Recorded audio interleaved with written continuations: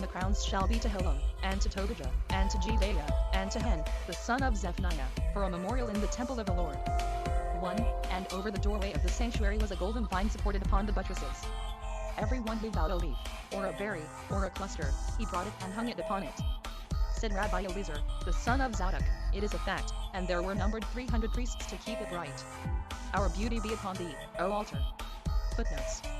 260-1 Ezekiel XLII. 16. 262 As this corner would have been in the tribe of Judah, it was not added, that the whole altar might remain in the tribe of Benjamin. Gen XLIX. 27.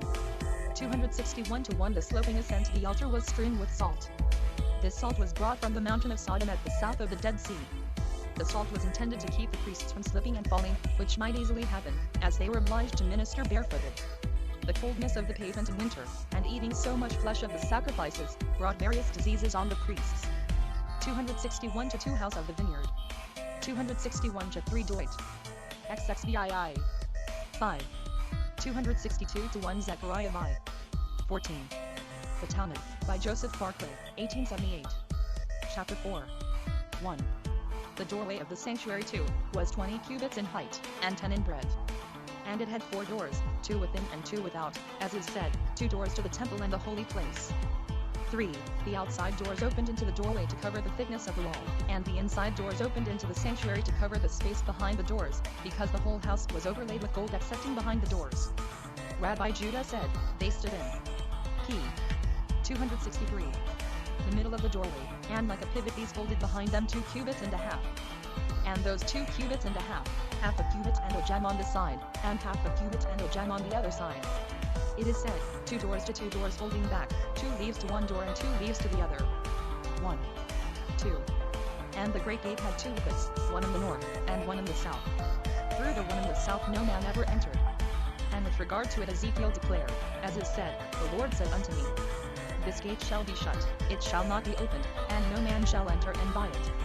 Because the Lord, the God of Israel, hath entered and buy it, therefore it shall be shut. 2. The priest took the key, and opened the wicket, and went into the little chamber, and from the chamber to the sanctuary. Rabbi Judah said, he went in the thickness of the wall, until he found himself standing between the 2 gates, and he opened the outside gates from inside, and the inside from outside. 3. And there were 38 little chambers, 15 in the north, 15 in the south, and 8 in the west. The northern and southern ones were placed 5 over 5, and 5 over them.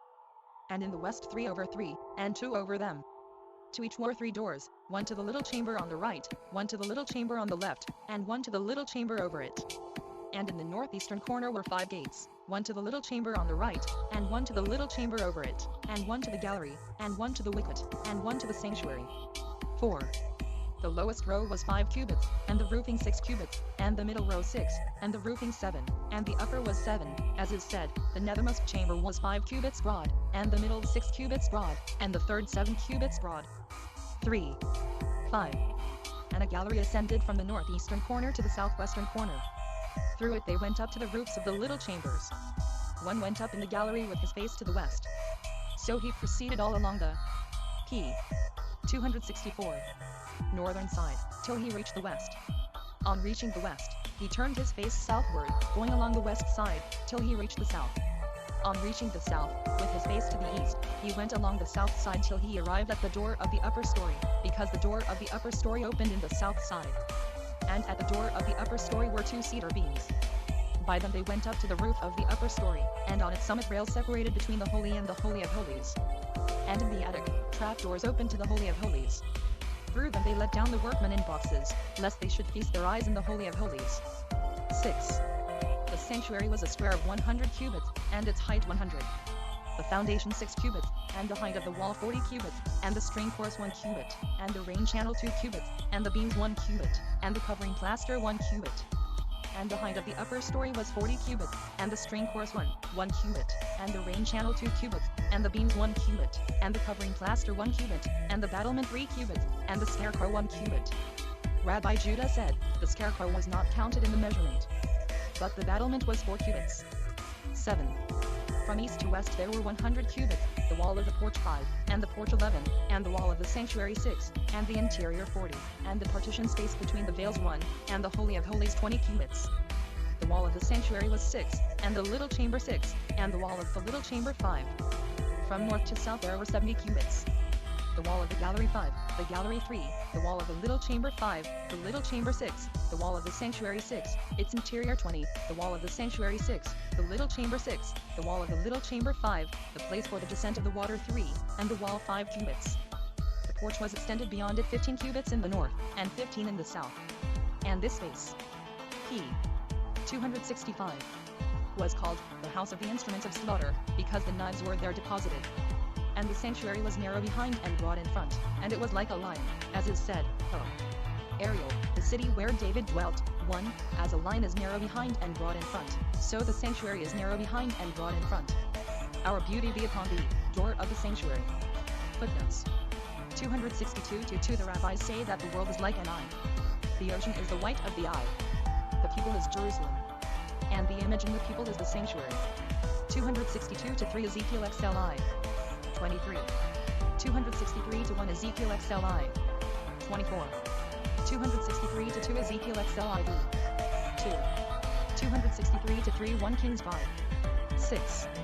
264-1 Curiously Graven and Gilt. 265-1 Isaiah XXIX. 1. The Talmud, by Joseph Barclay, 1878. Chapter 5. 1. The length of the whole court 2, was 187 cubits. The breadth 135. From east to west 187. The place for the tread of the feet of Israel was 11 cubits. The place for the tread of the priests 11 cubits. The altar 32. Between the porch and the altar 22 cubits. The temple 100 cubits. And 11 cubits behind their house of atonement. 2. From north to south there were 135 cubits. From the sloping ascent to the altar 62. From the altar to the rings 8 cubits. The space for the rings 24. From the rings to the tables 4. From the tables to the pillars 4. From the pillars to the wall of the court 8 cubits. And the remainder lay between the sloping ascent and the wall and the place of the pillars. 3. In the court were 6 chambers, 3 in the north, and 3 in the south. In the north, the chamber of salt, the chamber of parva, the chamber of washers. In the chamber of salt they added salt to the offerings. In the chamber of parva they salted the skins of the offerings. And upon its roof was their house of baptism for the high priest on the day of atonement. In the chamber of washers they, p. 266, cleansed the inwards of the offerings. And from thence a gallery extended up to the top of their house of parva. 4. In the south were the chamber of wood, the chamber of the captivity, and the chamber of hewn stone. The chamber of wood, said Rabbi Eliezer, the son of Jacob, I forget for what it served. Abashal said, the chamber of the high priest was behind them both, and the roof of the 3 chambers was even. In the chamber of the captivity was sunk a well with the wheel attached to it, and from thence water was supplied to the whole court. In the chamber of hewn stone the great Sanhedrin of Israel sat, and judged the priesthood, and the priest in whom defilement was discovered, clothed in black, and veiled in black, went out and departed. And when no defilement was found in him, clothed in white, and veiled in white, he went in and served with his brethren the priests. And they made a feast day, because no defilement was found in the seed of Aaron the priest, and thus they said, Blessed be the place. Blessed be he, since no defilement is found in the seed of Aaron. And blessed be he who has chosen Aaron and his sons to stand and minister one, before the Lord in their house of the Holy of Holies. Our beauty be upon thee, whole court. And completion to thee, tract. Measurements. Footnotes 265-2 The king only, and no man else remarks Maimonides might sit in the court of the temple in any place. And even this privilege was confined to a king of the family of David. Cunewes further observes, that the king was esteemed nearer to God than the priests themselves, and a greater president of religion. 266-1 The temple services were arranged by the Council of 14. This council was composed of the high priest, the Sagan the deputy or suffragan of the high priest, 2 Catholican, who had charge of the treasuries, 3 Gizbarim, who were assistants of the Catholican, 7 Amarkalim, who had charge of the gates. The Talmud, by Joseph Barclay, 1878. p. 267. Treatise XV. 1. Indications of leprosy, inspection, uncleanness, boils, burnings, scrawls, time, white hair, quick flesh, black hair, spots, pronouncing, enclosing, cleanness and uncleanness, yellow hair, shaving, the beard, garments, buildings, warp, loop, bobbins, webs, articles liable to leprosy, houses, stones, wood, and mud, inspection, plaster, breaking down, causing an uncleanness, cleansing, the birds, the cedar, sacrifices, bathing, applying the blood, the offering. Chapter I. 1. The indications of leprosy are 2, and these again contain 4. First, there is a spot white as snow. 2. Next to it one like the lime of the temple, and its swelling like the shell of an egg.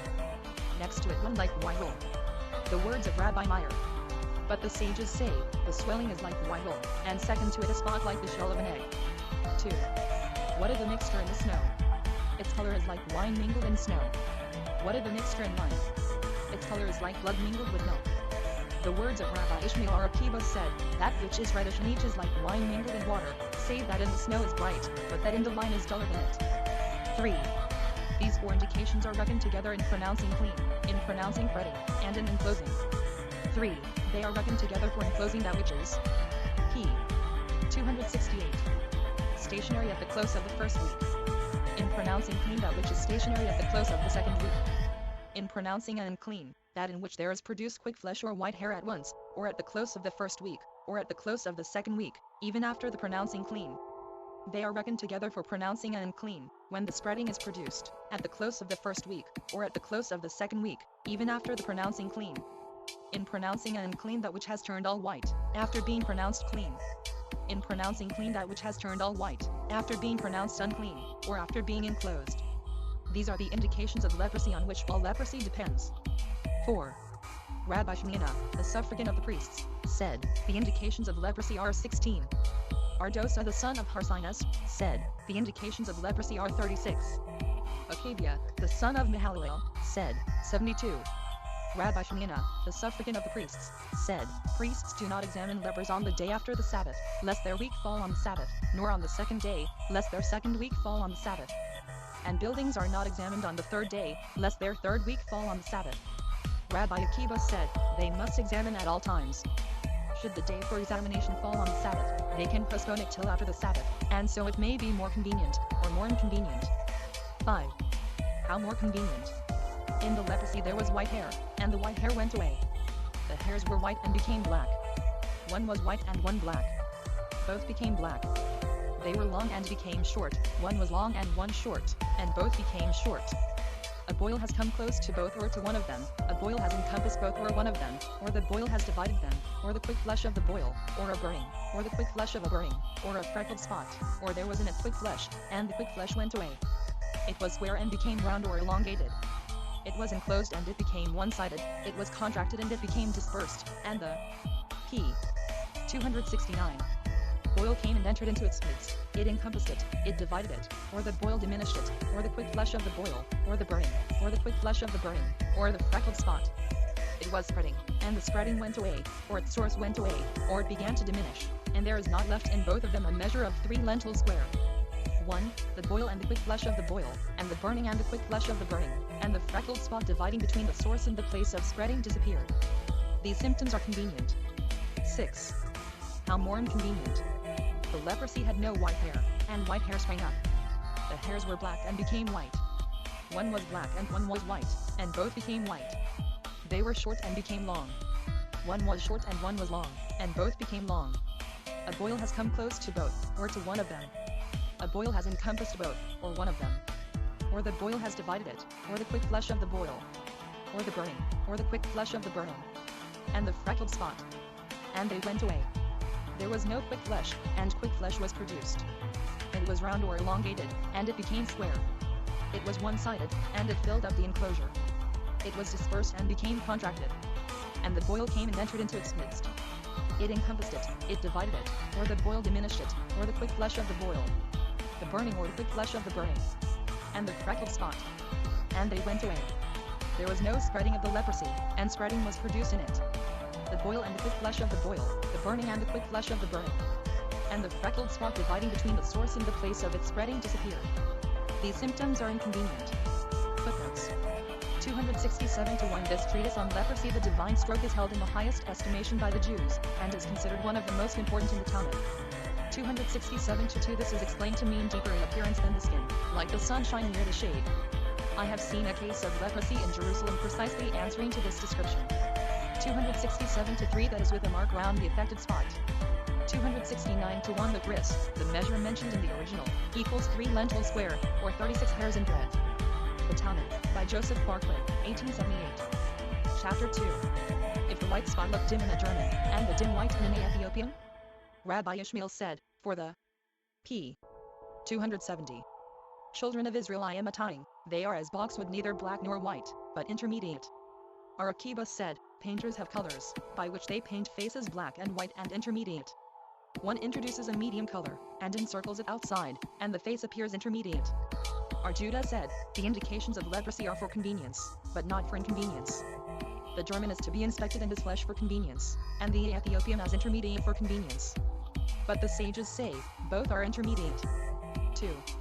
Lepers are not to be inspected in the early morning nor in the evening, nor inside a house, nor on the cloudy day, lest the dim appear white, nor at noon, lest the white appear dim. When are they to be inspected? In the 3rd, 4th, 5th, 7th, 8th, and 9th hours. The words of Rabbi Meir. Arjuda said, in the 4th, 5th, 8th, and 9th hours. 3. The priest blind of one eye, or with the sight of his eyes dim, must not inspect lepers. As is said, wheresoever the priest looketh.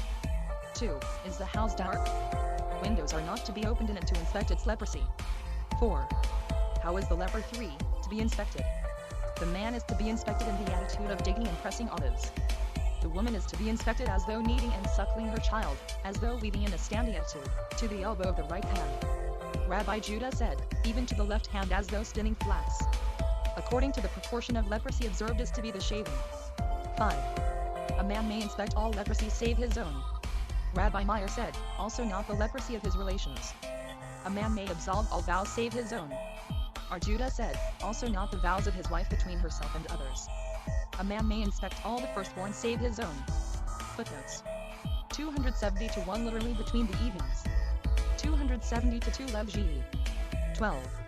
270 to 3 The rabbis reckoned lepers as persons dead, and they counted with them the blind, and the poor, and those who have no children.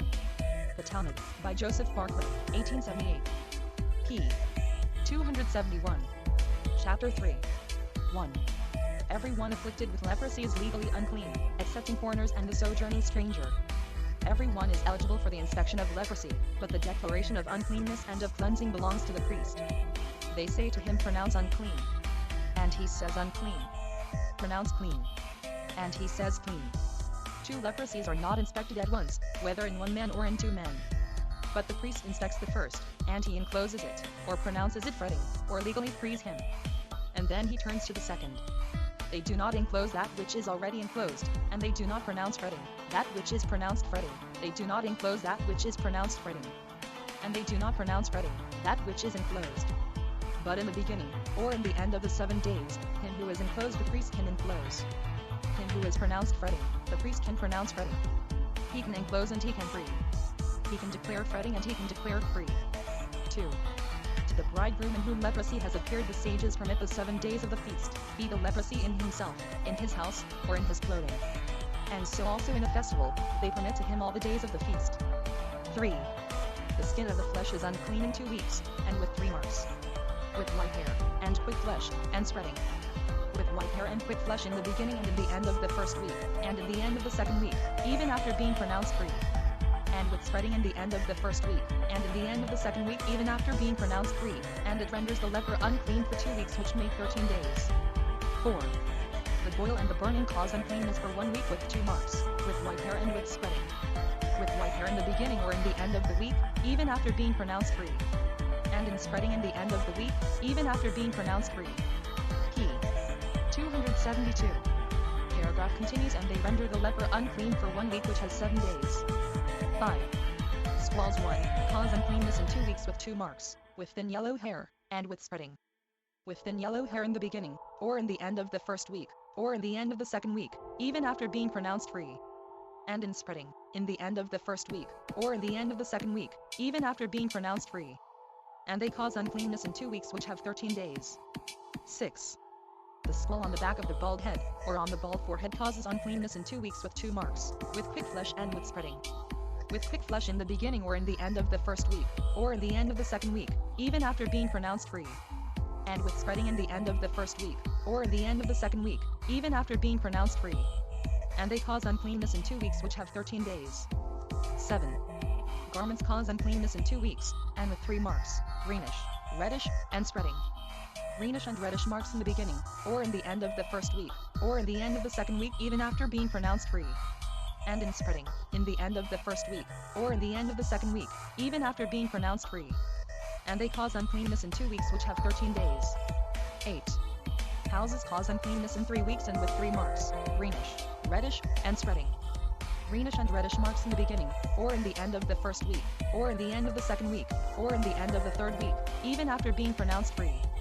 And spreading in the end of the first week, or in the end of the second week, or in the end of the third week, even after being pronounced free. And they cause uncleanness in 3 weeks which have 19 days. For leprosy there is no separation for less than 1 week, or for more than 3 weeks. Footnotes 272 to 1 in the head. The Talmud, by Joseph Barclay, 1878. P. 273. Chapter 4. 1. There exists in the white hair what is not in the spreading, and there exists in the spreading what is not in the white hair, because the white hair renders unclean from the first, and renders unclean in every whitish color, and there is no mark of cleansing in it. There exists in the spreading, that spreading renders unclean, however little, and renders unclean in all leprosy external to the source of leprosy, which is not the case in white hair. 2. There exists in the quick flesh, what is not in spreading, and there exists in spreading, what is not in quick flesh. Because the quick flesh renders unclean from the first and renders unclean in every color, and there is no mark of cleansing in it. There exists in the spreading, that spreading renders unclean, however little, and renders unclean in all leprosy external to the source of leprosy, which is not the case with quick flesh. 3. There exists in white hair what is not in quick flesh, and there exists in quick flesh what is not in white hair, because white hair renders unclean in the boiling, in the burning, in conjunction, and in diffusion, in enclosing and when there is no enclosing. There exists in quick flesh, that the quick flesh renders unclean in the bald head and in the bald forehead, whether it be unusual or usual, and it retards that which is not usually all white. And it renders unclean in every color, which is not the case with white hair. 4. When 2 hairs have the roots blackish, and tops whitish, they are clean. When the roots are whitish and the tops blackish, they are unclean. How much should be the whiteness? Our Meyer said, however little. Our Simon said, sufficient for the scissors to take hold of them. If it be 1 below and divided above and it look like 2, it is clean. A white spot in which there is white hair, or black hair, it is unclean. We are not to doubt that the place of the black hair diminishes the white spot, since there is no substance in it. P. 274. 5. A white spot of 3 lentil square, with a line proceeding from it. If there be in it 2 hairs bread that binds it to white hair and to spreading, but not to quick flesh. 2 white spots with a line proceeding from one to the other. If there be in it 2 hairs bread, they are united, but if not, they are not united. 6. A white spot of 3 lentil square, in which there is quick flesh of the size of a lentil, and white hair in the quick flesh, and the quick flesh has gone away, is unclean by reason of the white hair. If the white hair has gone away it is unclean by reason of the quick flesh. Our Simon pronounces it clean, because the white spot is unchanged. If the white spot with its quick flesh is the measure of 3 lentil square, and the white hair is in the white spot, if the quick flesh disappear it is unclean by reason of the white hair. If the white hair disappear, it is unclean by reason of the quick flesh. Our Simon pronounces it clean, because it was not as usual, that the spot was of the measure of 3 lentil square. But he admits, if there be in the place white hair of the measure of 3 lentil square, that the leper is unclean. 7.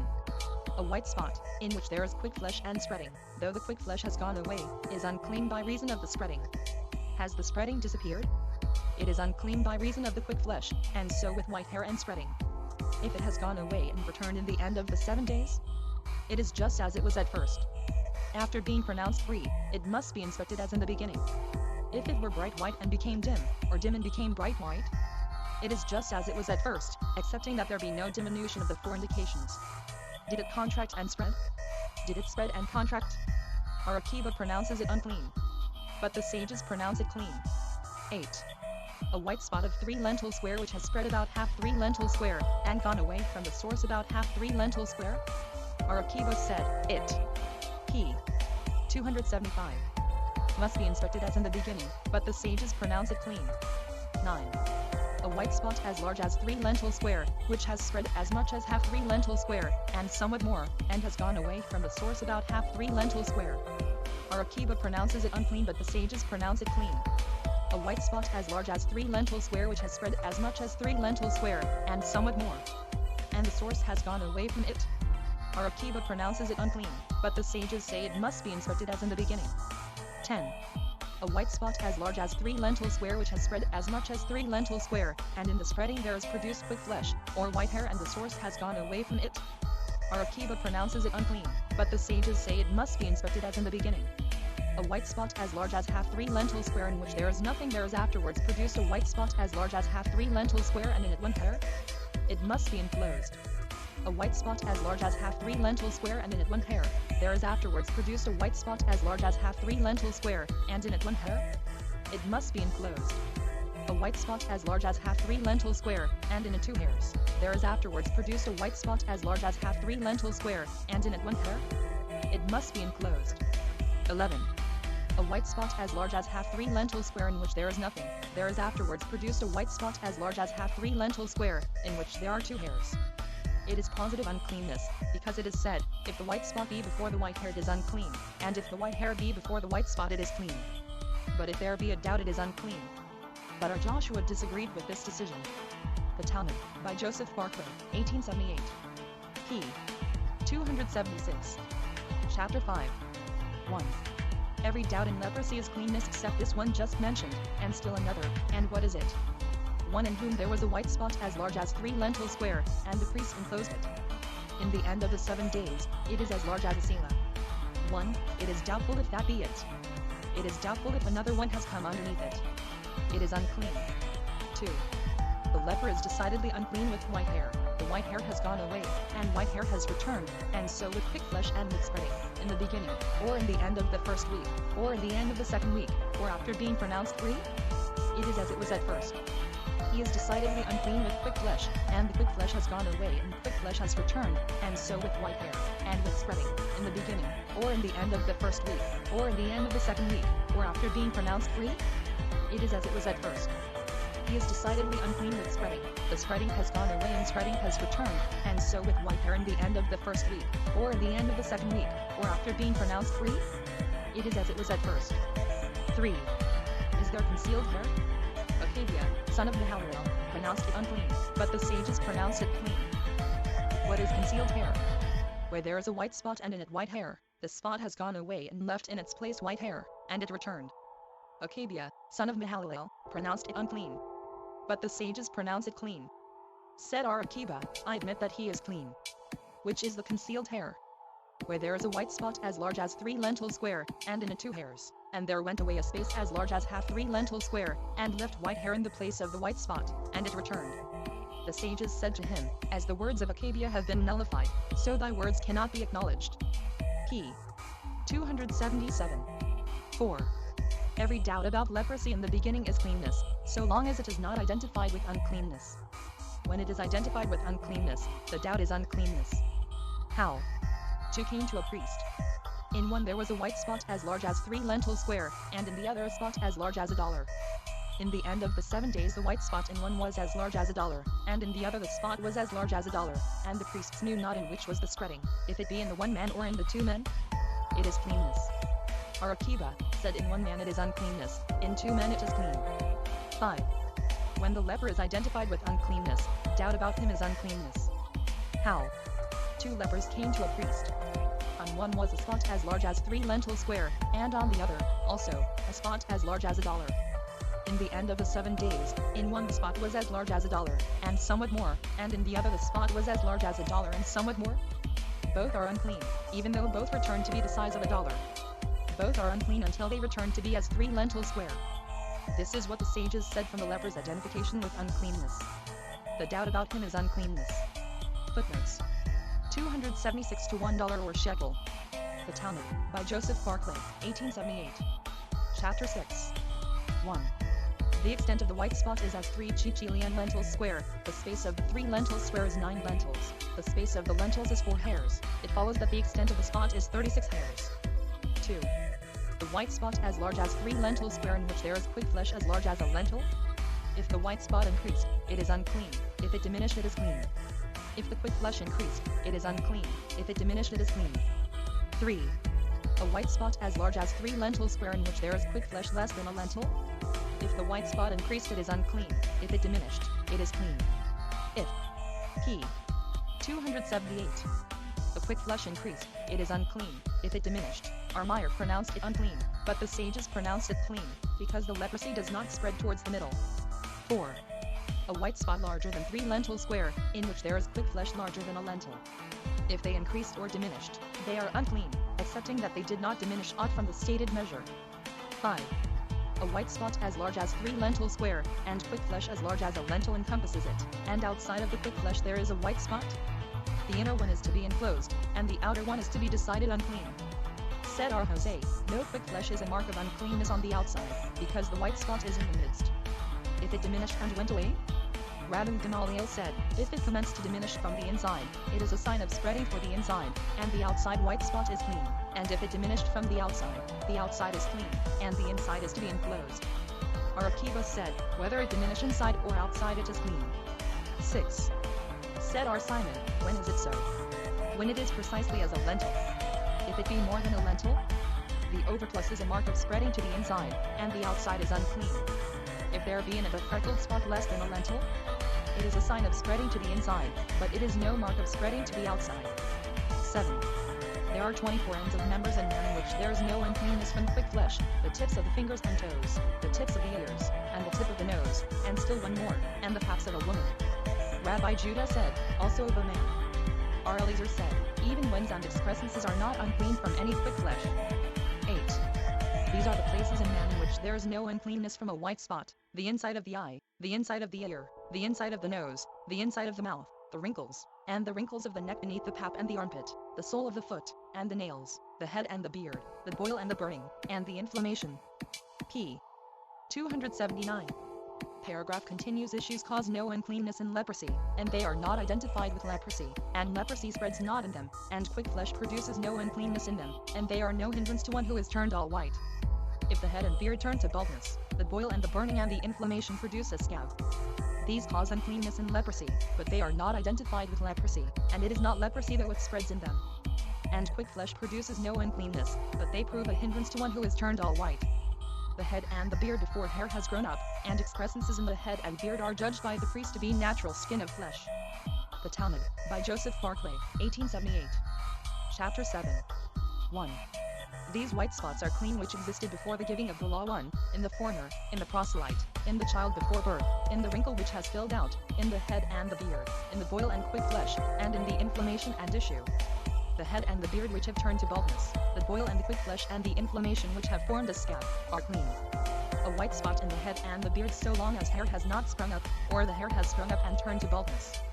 The boil and quick flesh and inflammation, so long as they have not formed a scab, or they have formed a scab, and are cured. R. Eliezer, the son of Jacob, pronounces them unclean, since their beginning and their end are unclean, but the sages pronounce them clean. 2. The indications of leprosy have changed either for convenience, or for inconvenience. How for convenience? It was like snow, and became in color as the lime of the temple. It was as white wool, and it became like an eggshell. It became the swelling, or bright white. How for inconvenience? It was as an eggshell, and became in color. P. 280. Like white wool. It was as the lime of the temple and became like snow. R. Eliezer, son of Azariah, pronounces it clean. R. Eliezer Hasma said, if it changed for convenience it is clean, but if for inconvenience, it must be inspected as in the beginning. R. Akiva said, whether it changed for convenience or for inconvenience, it must be inspected as in the beginning. 3. A white spot in which there is nothing in the beginning? In the end of the first week it must be enclosed. In the end of the second week, after it is pronounced free, it shall remain free. Whilst the priest is about to enclose it or pronounce it free, if marks of uncleanness are produced in the man he shall be decided unclean. A white spot in which are marks of uncleanness the priest shall decide unclean. Whilst the priest is about to decide the man unclean, and the marks of uncleanness are gone away, in the beginning or in the end of the first week, it must be enclosed. In the end of the second week, after the priest pronounces him free, he shall remain free.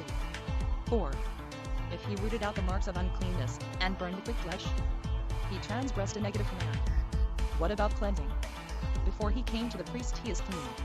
After being decided unclean, he is unclean. Said R. Akiva, I questioned Rabban Gamaliel and Rabbi Joshua as they were going to Gadbod, during the time of enclosure. What is it? They said to me, we have not heard, but we have heard, that before he came to the priest he is clean, after being decided unclean he is unclean. I began to bring to them arguments, that whether he stands before the priest, or during his enclosure, he is clean, until the priest pronounce him unclean. When may he be cleansed? Our elder said, if there be produced in him another leprosy, and he is pronounced clean from it. But the sages say, when the leprosy is grown one, all over him, or when his white spot diminishes to be less than 3 lentil square. 5. He who has a white spot, and it is cut away, is clean. Key. 281. Paragraph continues if it be intentionally cut away. Our Eliezer said, he will not be clean until another leprosy be produced in him, and he be cleansed from it. But the sages say, he will not be clean until the leprosy be grown all over him. Footnotes.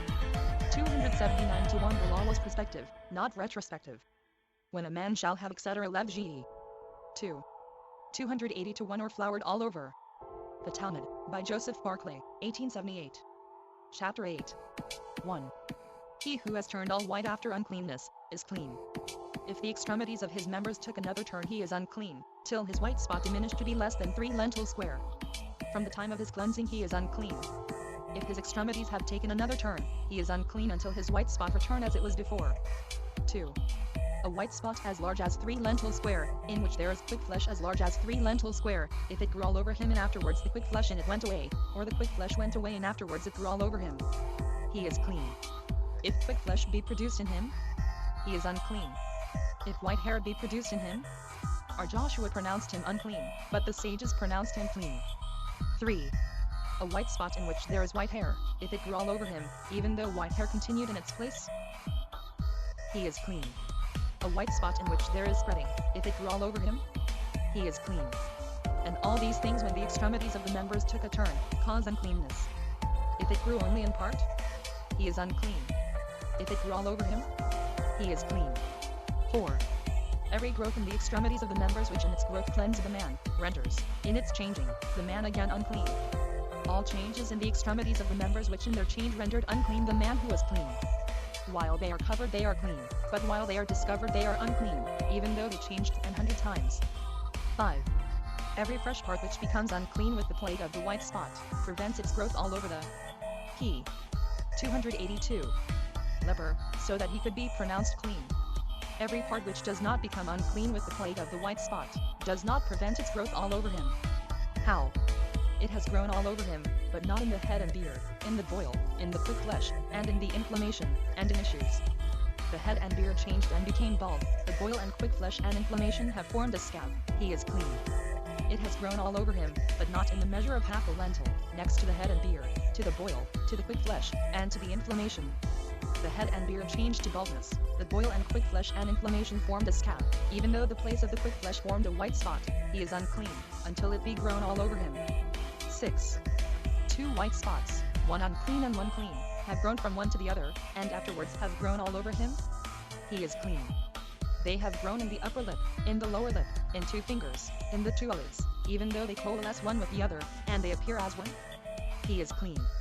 If it have grown all over him, but not in the freckled spot, he is unclean.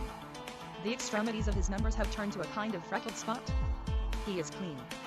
The extremities of his members have turned to a freckled spot, in size less than a lentil, our Meyer pronounces him unclean.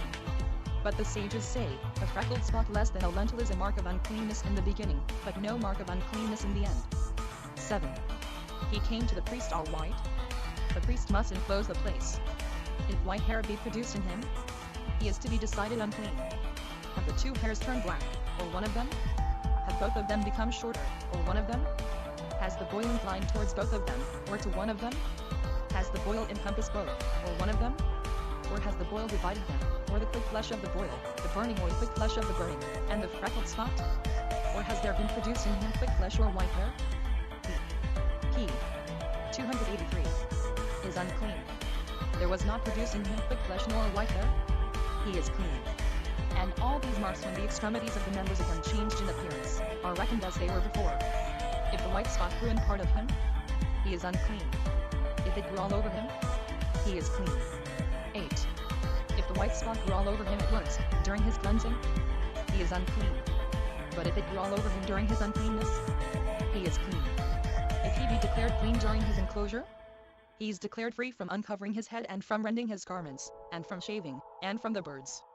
1. If he be declared clean during his being decided unclean, he is indebted for all these.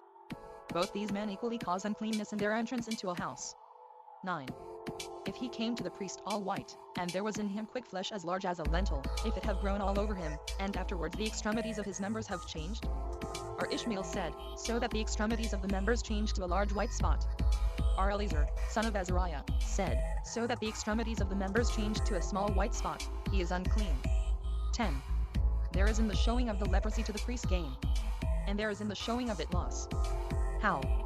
He who was decided unclean, and the marks of uncleanness went away, there was not sufficient time to show them to the priest until they again grew all over him.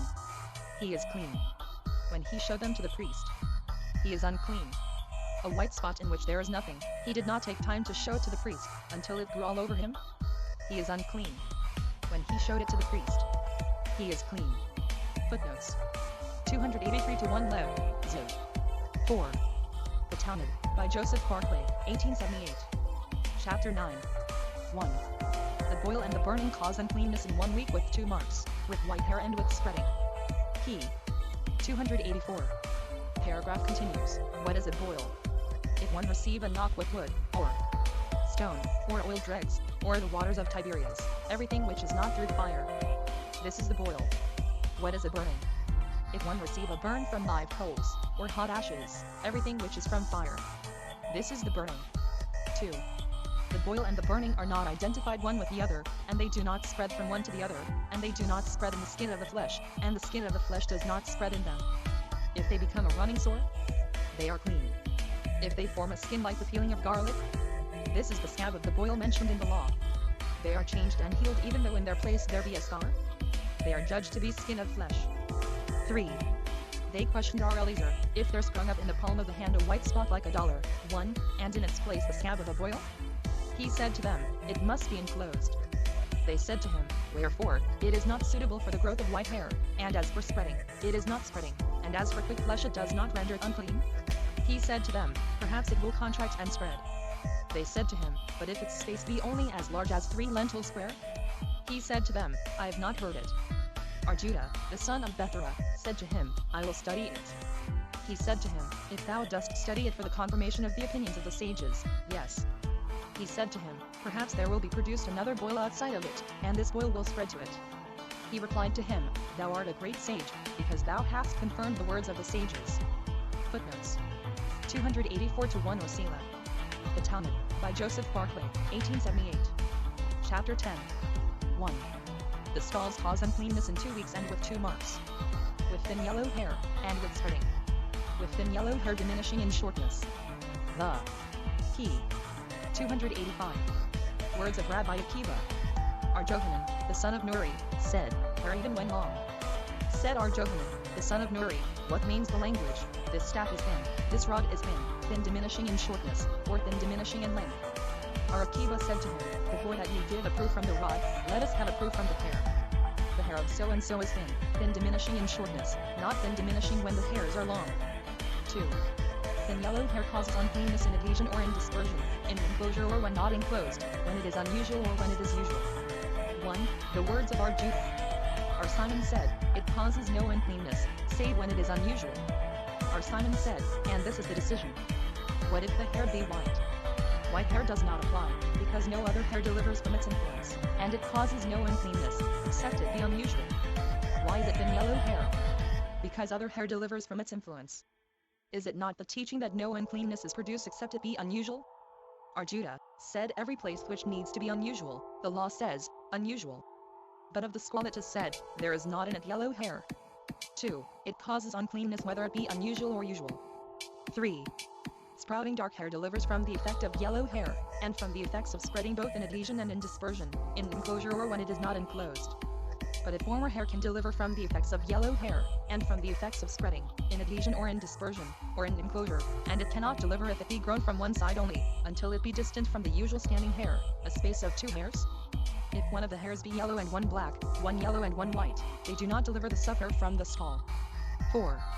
Yellow hair which preceded the squall is clean. Our Judah pronounces it unclean. Our Eliezer, the son of Jacob, said, it causes no uncleanness and it does not deliver the sufferer from the stall.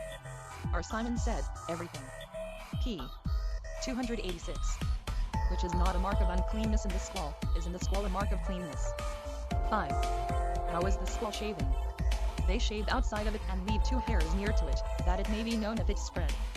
Was the man declared unclean with yellow hair? Has the yellow hair gone away and again returned? And so likewise with the spreading in the beginning, or in the end of the first week, or in the end of the second week, after being pronounced free? He is as he was before. Was he declared unclean with the spreading? Has the spreading gone, and spreading again returned? And so likewise with yellow hair in the end of the first week, or in the end of the second week, after being pronounced free? He is as he was before. 6.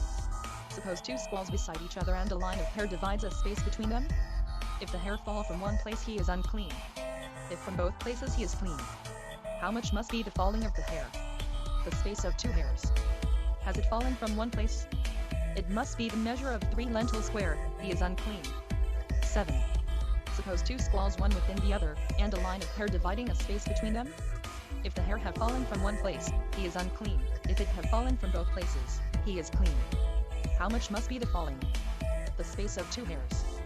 Has it fallen in one place the measure of 3 lentils square? He is clean. 8. Whosoever has a squall and within it there is yellow hair, he is unclean. Is black hair produced in it? He is clean even though the black hair went away again. Rabbi Simon, the son of Judah, said on the authority of Rabbi Simon, every squall which is once pronounced clean, there is no uncleanness in it forever after. Rabbi Simon said, every yellow hair which is once pronounced clean, has no uncleanness forever after. 9. Whosoever had a skull the measure of 3 lentils square, and the skull covered his whole head, he is clean. The head and the beard do not legally hinder each other. The words of our Judah. Our Simon said, they do. He. 287. Legally hinder each other. Rabbi Simon said, and the teaching is, that if the skin of his face and the skin of his flesh have another thing, which divides between them, they do hinder each other. The head and beard, there is nothing that divides between them. Is not this the teaching that they do hinder each other? The head and beard do not adhere each to the other, and they do not legally spread in leprosy each to the other. What is the beard? The hair from the division of the cheekbone to the covering of the windpipe. 10. The bald head and bald forehead cause uncleanness in 2 weeks and with 2 marks, with thick flesh and with spreading. What is a bald head? If one have eaten crocodile fat, 1, or anointed with this fat is sore unsuitable for the growth of hair. What is a bald head? It extends from the pate, sloping downwards behind to the covering of the neck. What is a bald forehead? It extends from the pate, sloping downwards in front till it comes opposite the hair from the bum. The bald head and bald forehead do not legally adhere to, each to the other, and they do not legally spread to each other. Our Judah said, if there be hair between them they do not adhere to each other, but if not, they adhere. Footnotes. 285 to 1 that is whether the skull preceded the yellow hair, or vice versa. 285 to 2 Lev Ge. 30. 287 to 1 some commentators explain this to mean salamander oil, and others again interpret it as sloe juice. 287 to 2 the bald head and bald forehead are not legally counted as one in a decision respecting a case of skull. The Talmud, by Joseph Barclay, 1878. Chapter Zai. 1. Everyone's garments receive uncleanness and leprosy except the garments of foreigners. He who buys garments from foreigners should first inspect them. But sea skins receive no uncleanness and leprosy. If there be united with them that which grows on the earth, even though it be a thread, or a rope, anything which receives legal uncleanness, the garments are unclean. 2. Suppose camel's wool and sheep's wool commingled? If the greater part be from camels, the garments receive p. 288. No uncleanness and leprosy. If the greater part of the wool be from sheep, they receive uncleanness and leprosy. If they be half and half, they receive uncleanness and leprosy. And so also is the rule for flax and hemp, when they are commingled together. 3. Skins and garments when dyed receive no uncleanness and leprosy. Buildings painted or unpainted, receive uncleanness and leprosy. The words of Rabbi Meir. Our Judah said, skins are treated as buildings. Our Simon said, if they be colored naturally, they receive uncleanness. If artificially, they do not receive it. 4. A garment dyed in its warp, and white in its woof, or dyed in its woof, and white in its warp, has all to be regarded according to its appearance. Garments receive uncleanness in intense greenness and in bright redness. It was green and it spread all over red, or it was red and it spread all over green. It is unclean. It changed its color and it again spread. It changed again and it did not spread. It is the same as though it did not change. Our Judah said, it must be examined as in the beginning. 5. It is at a standstill in the first week. It must be washed and enclosed. It is at a standstill in the second week. It must be burned. It spread in both weeks. It must be burned. It was dull in the beginning. Rabbi Ishmael said, it must be washed and enclosed, but the sages say, leave it alone. It was dull in the first week. It must be washed and enclosed. It was dull in the second week. It must be torn out, and that which is torn out must be burned, and it should be patched. Our Nehemiah said, it need not be patched. 6. If the leprosy returned to the garment, the patch is saved.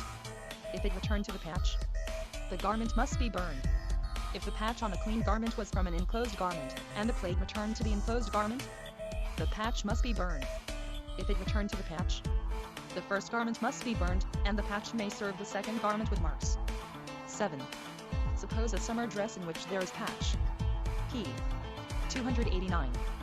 Work, dyed and white, the leprosy spreads from one patch to the other? They questioned Rabbi Eliezer, how is it if there be one patch only? He said to them, I have not heard. Judah, son of Bethuel, said to him, I will study it. He said to him, if thou dost study it for the confirmation of the opinions of the sages, yes. He said to him, perhaps it will be at a standstill for 2 weeks, and a standstill in garments for 2 weeks causes uncleanness. He said to him, thou art a great sage, because thou hast confirmed the words of the sages. Spreading near to the source, however little, at a distance from the source, the measure of 3 lentils square, and reappearance the measure of 3 lentils square cause uncleanness. 8. The wort and woof receive uncleanness instantly. Judah said, the wort from the time it is boiled, and the woof instantly, and the stalks of flax from the time that they are bleached. How much must there be in the bobbin, that it shall receive uncleanness and leprosy? Sufficient to leave both of warp and woof 3 fingers square, even if it be all warp, or even all woof. If there be knots in the thread it receives no uncleanness and leprosy. Judah said, even though there be one break and it was knotted, it receives no uncleanness. 9. If thread was rolled from one bobbin to the other, from one spool to the other, from the upper to the lower weaver's beam, and also from the 2 sides of a shirt, and if the leprosy appeared in one of them, the second is clean. In the weaving of the woof, and in the warp at a standstill, they receive uncleanness instantly. Our Simon said, the warp if it were quite prepared receives uncleanness. 10. Has the leprosy appeared in the warp at a standstill? That which is already woven is clean. Has it appeared in that which is woven? The warp at a standstill is clean. Has it appeared in the fine linen? The selvage must be burned. Has it appeared in the selvage? The fine linen is clean. A shirt in which the leprosy appeared saves its seams, even if they be purple. 11. Everything which is adapted to receive uncleanness. P. 290. From the dead, even though it is not suitable for uncleanness from treading, receives uncleanness from leprosy, such as the sails of a ship, the mainsail, and the combs one, for women's hair, and book covers, and girdles, and latchets for shoes and sandals, which are as broad as 3 lentils square. These all become unclean with leprosy. Fringes in which leprosy appeared? Eliezer, the son of Jacob, said, they are not unclean until the leprosy appear in the part woven and in their down. Water bottles and bags which appear as usual, and yet there is spreading from inside outwards, and from outside inwards are unclean. 12. A garment which has been enclosed and mixed with others? All are clean. If it be cut up and reduced to down? It is clean, and its use is allowed. But if it be decided unclean and mixed with others? All are unclean. If it be cut up and reduced to down? It is unclean and its use is forbidden. Footnotes. 290-1 Isaiah E. 18. The Talmud, by Joseph Barclay, 1878. Chapter XII. 1. All buildings receive uncleanness and leprosy except the buildings of foreigners. He who buys houses from foreigners must first inspect them. A round house, a 3-cornered house, a house built on a ship or on a mast, or one built on 4 beams, do not receive uncleanness and leprosy. But if the house be square, even though it be built on 4 pillars, it receives uncleanness and leprosy. 2. Suppose a house one of whose sides is covered with marble, and one side with flagging, and one with tiling, and one with mortar? It is clean. A house in which there are not stones, and wood, and mortar, and the plague appeared in it, and afterwards there was brought into it stones, and wood, and mortar? It is clean. And also a garment in which there was not weaving 3 fingers square, and the plague appeared in it, and afterwards it was woven 3 fingers square? It is clean. No house causes. P. 291. Uncleanness and leprosy until there be in it stones, and wood, and mortar. 3. And how many stones must be in it? Ishmael said, 4. Arakiba said 8. Then said Rabbi Ishmael, until the leprosy appear the measure of twice 3 lentils square on 2 stones, or even on 1 stone. Arakiba said, until the leprosy appear the measure of twice 3 lentils square on 2 stones, not on 1 stone. Eliezer, son of Simon, said, until there appear as much leprosy as the measure of twice 3 lentils square upon 2 stones in the corner of 2 walls, its length the measure of twice 3 lentils square, and its breadth the measure of 3 lentils square. 4. There must be wood sufficient to put under a lintel. Judah said, sufficient to make a buttress behind a lintel. There must be mortar sufficient to fill up a crack. The walls of a crib and the walls of a shed received no uncleanness and leprosy. Jerusalem and the regions beyond the land of Israel received no uncleanness and leprosy. 5. How is the inspection of the house? The owner of the house must come and inform the priest, saying, the resemblance of the leprosy has appeared in my house, even though he be a learned man, and knows the leprosy with certainty, he should not decide, and say, a leprosy has appeared in my house, but the resemblance of the leprosy has appeared in my house. And the priest orders him to clear the house before he shall come to inspect the leprosy, so that all in the house be not unclean, and afterwards the priest shall come to inspect the house, even if it be only bundles of wood, or even bundles of reeds. The words of Judah. Simon said, is it the priest's business to order the clearing of the house? Meir said, and what does he pronounce unclean for him? If you shall save vessels of wood, and garments, and metals, they may be washed and they are clean. On what had the law pity? On his earthen vessels, and on his jug, and on his oven. If the law had thus pity on the property of the vulgar, much more on the property of the honorable. If thus the law had pity, p. 292. On his property, much more had it pity on the soul of his sons and his daughters. If it had so much pity for the wicked, much more had it pity for the righteous. 6. The priest does not enter into the house and shut it up, nor into the house in which there is the leprosy and shut it up. But he stands at the door of the house in which there is the leprosy and shuts it up, as is said, then the priest shall go out of their house to the door of the house, and shut up the house 7 days, and the priest shall come again the 7th day and shall look, and behold, if the plague be spread in the walls of the house, then the priest shall command that they take away the stones in which the plague is, and they shall cast them into an unclean place without the city. 1. And he shall take other stones and bring them to replace the first stones, and he shall take other mortar and plaster the house. He must not take the stones from this side and bring them to that side, nor mortar from the side and bring it to that side, nor take lime from every place. He must not bring 1 stone instead of 2, nor 2 stones instead of 1. But he must bring 2 instead of 2, 3 instead of 3, 4 instead of 4. From whence do they say, woe to the wicked, woe to his neighbor? When both have to take away the stones, both to scrape the house, both must bring back other stones, but the owner himself must bring the mortar, as is said, and he shall take other mortar, and shall plaster the house. 2. His companion need not trouble himself about the plaster. 7. The priest came in the end of the week and inspected the house.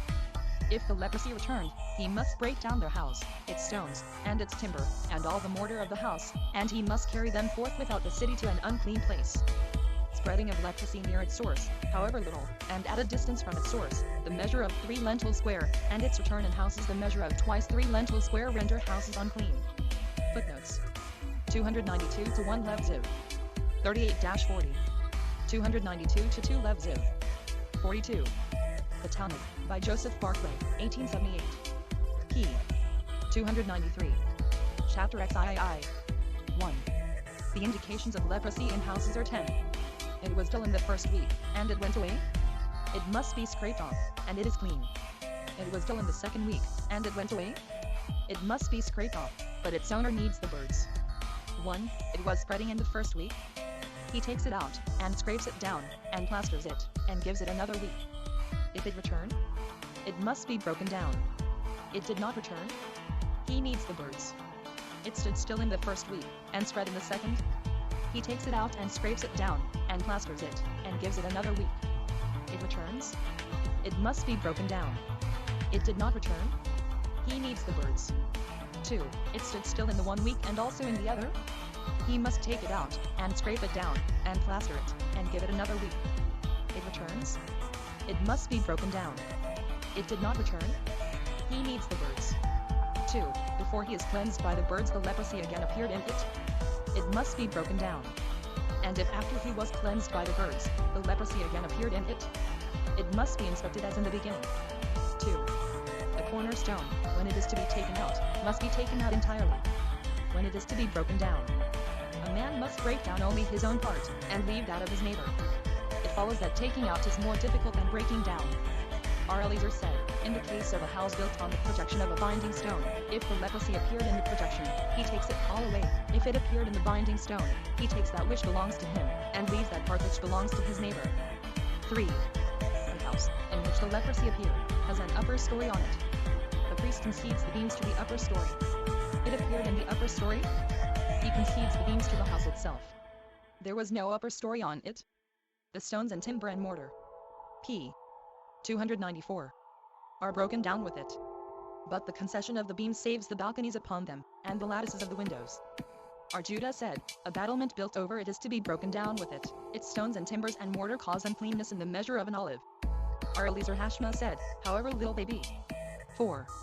A house which is shut up causes uncleanness inside. But that house which is decided unclean inside and outside? Both inside and outside it causes uncleanness by one entering into it. 5. Suppose stones built into a clean house from one legally shut up, and the leprosy again returned to the house? He must take the stones away. If the leprosy returned to the stones, the first house must be broken down, and the stones may serve for the second house with marks. 6. A house which covers over a leprous house, and also a tree which covers over a leprous house? He who entered the outer one is clean. The words of R. Eliezer, son of Azariah. Said R. Eliezer, what? If one stone of it causes uncleanness by entrance into it, should not the house itself also cause uncleanness by entrance into it? 7. One unclean with leprosy stood beneath a tree, and one clean passed by. The latter becomes unclean. One clean stood beneath the tree, and one unclean passed by. The former remains clean. If he stood, the one clean becomes unclean. And if one passed by with a leprous stone, he remains clean, but if he stops, the one clean becomes unclean. 8. A clean person entered with his head and the greater part of his body into an unclean house? He becomes unclean. And an unclean person entered with his head and the greater part of his body into a clean house? He renders it unclean. A clean garment, of which 3 fingers square, entered an unclean house, is rendered unclean, and the unclean garment, which enters even the size of an olive into a clean house, causes legal uncleanness. 9. He who enters a leprous house, with his garments on his shoulder, and his sandals and rings in his hand? P. 295. Paragraph continues, he and they are instantly unclean. If he be dressed in his clothes and his sandals on his feet, and his rings on his fingers, he is instantly unclean, but they remain clean, whilst he can eat half a loaf one, of wheaten, but not of barley bread. He may sit and eat it with soup. 10. If one stood within a leprous house, and stretched his hand outside and his rings were in his hand, or if he remained whilst he could eat half a loaf, they are unclean. If he stood outside and stretched his hand inside the leprous house, and his rings were in his hand, R. Judah pronounces them instantly unclean, but the sages say, not until he could have time to eat half a loaf. They said to R. Judah, what? If in the time all his body is unclean, no uncleanness is produced in that which is upon him, until he remain whilst he can eat half a loaf, is it not the legal decision that, in the time all his body is clean he does not render that which is upon him unclean till he remain the time for eating half a loaf? 11. A leper enters a house? All the vessels there are unclean, even up to the beams of the house. Rabbi Simon said, up to 4 cubits high. Vessels are instantly unclean. R. Judah said, vessels are rendered unclean if he remain till he can light a candle. 12. If he entered the synagogue, the congregation makes for him a division 10 handbreadths high, and in breadth 4 cubits. He must enter first and go out last. All covering bound too, saves from legal uncleanness in the tent of the dead. The covering bound also saves from uncleanness in the leprous house. And everything which saves from uncleanness in the tent of the dead with the cover only, such also saves from uncleanness in a leprous house. The words of Armire. R. Jose said, every covering bound which saves in the tent of the dead also saves in the leprous house when covered only. And everything which saves from uncleanness when covered in the tent of the dead, even though it be uncovered in the leprous house, is clean. Footnotes. 293 to 1 Lev Zip. 4. 293 to 2 This reply forms a kind of chorus such as is found in the Greek poets. It is used like one in the Thyrsis of Theocritus. 295, 1/2 a loaf. Some say of the size of 3 eggs, others of 4 eggs. 295 to 2 Number 6. 15. The Talmud, by Joseph Barclay, 1878. p. 296. Chapter XIV. 1. How was the leper cleansed? He brought a new earthen vessel, and put into it a quarter of a log of running water, and he brought 2 tame birds. He killed one of them over the earthen vessel and over the running water. He dug and buried it before him. He took cedar wood and hyssop, and scarlet wool, and rolled them in the rest one of the piece of wool. And he attached to them the tips of the wings, and the end of the tail of the second bird. The priest dipped them into the earthen vessel, and sprinkled the water and blood 7 times on the back of the hand of the leper, and some say on his forehead. And so also was the order of sprinkling on the lintel of the leper's house outside. 2. The priest proceeded to let loose the living bird. He turned his face neither towards the sea, nor the city, nor the wilderness, as is said, and shall let the living bird out from the city into the open field. 2. He proceeds to shave the leper. He causes the razor to pass over all his flesh. And the leper washes his clothes and bathes. He is clean, so as not to render others unclean by his entrance into a house. But he still causes uncleanness like the creeping thing. He may enter within the city wall. He remains a wanderer from his home 7 days, and the use of his bed is forbidden. 3. On the 7th day he undergoes a second shaving like to the first. He washes his clothes and bathes. He is clean from causing an uncleanness like the creeping thing. And he is as one daily baptized. He may eat of the tithes. When the sun is setting, he may eat of the heave offering. When he brought his atonement, he may eat of the holy things. There exist 3 cleansings for leprosy, and 3 cleansings for childbirth. 4. 3 persons must shave, and they are shaved by legal command, the Nazarite, and the leper, and the Levites. P. 297.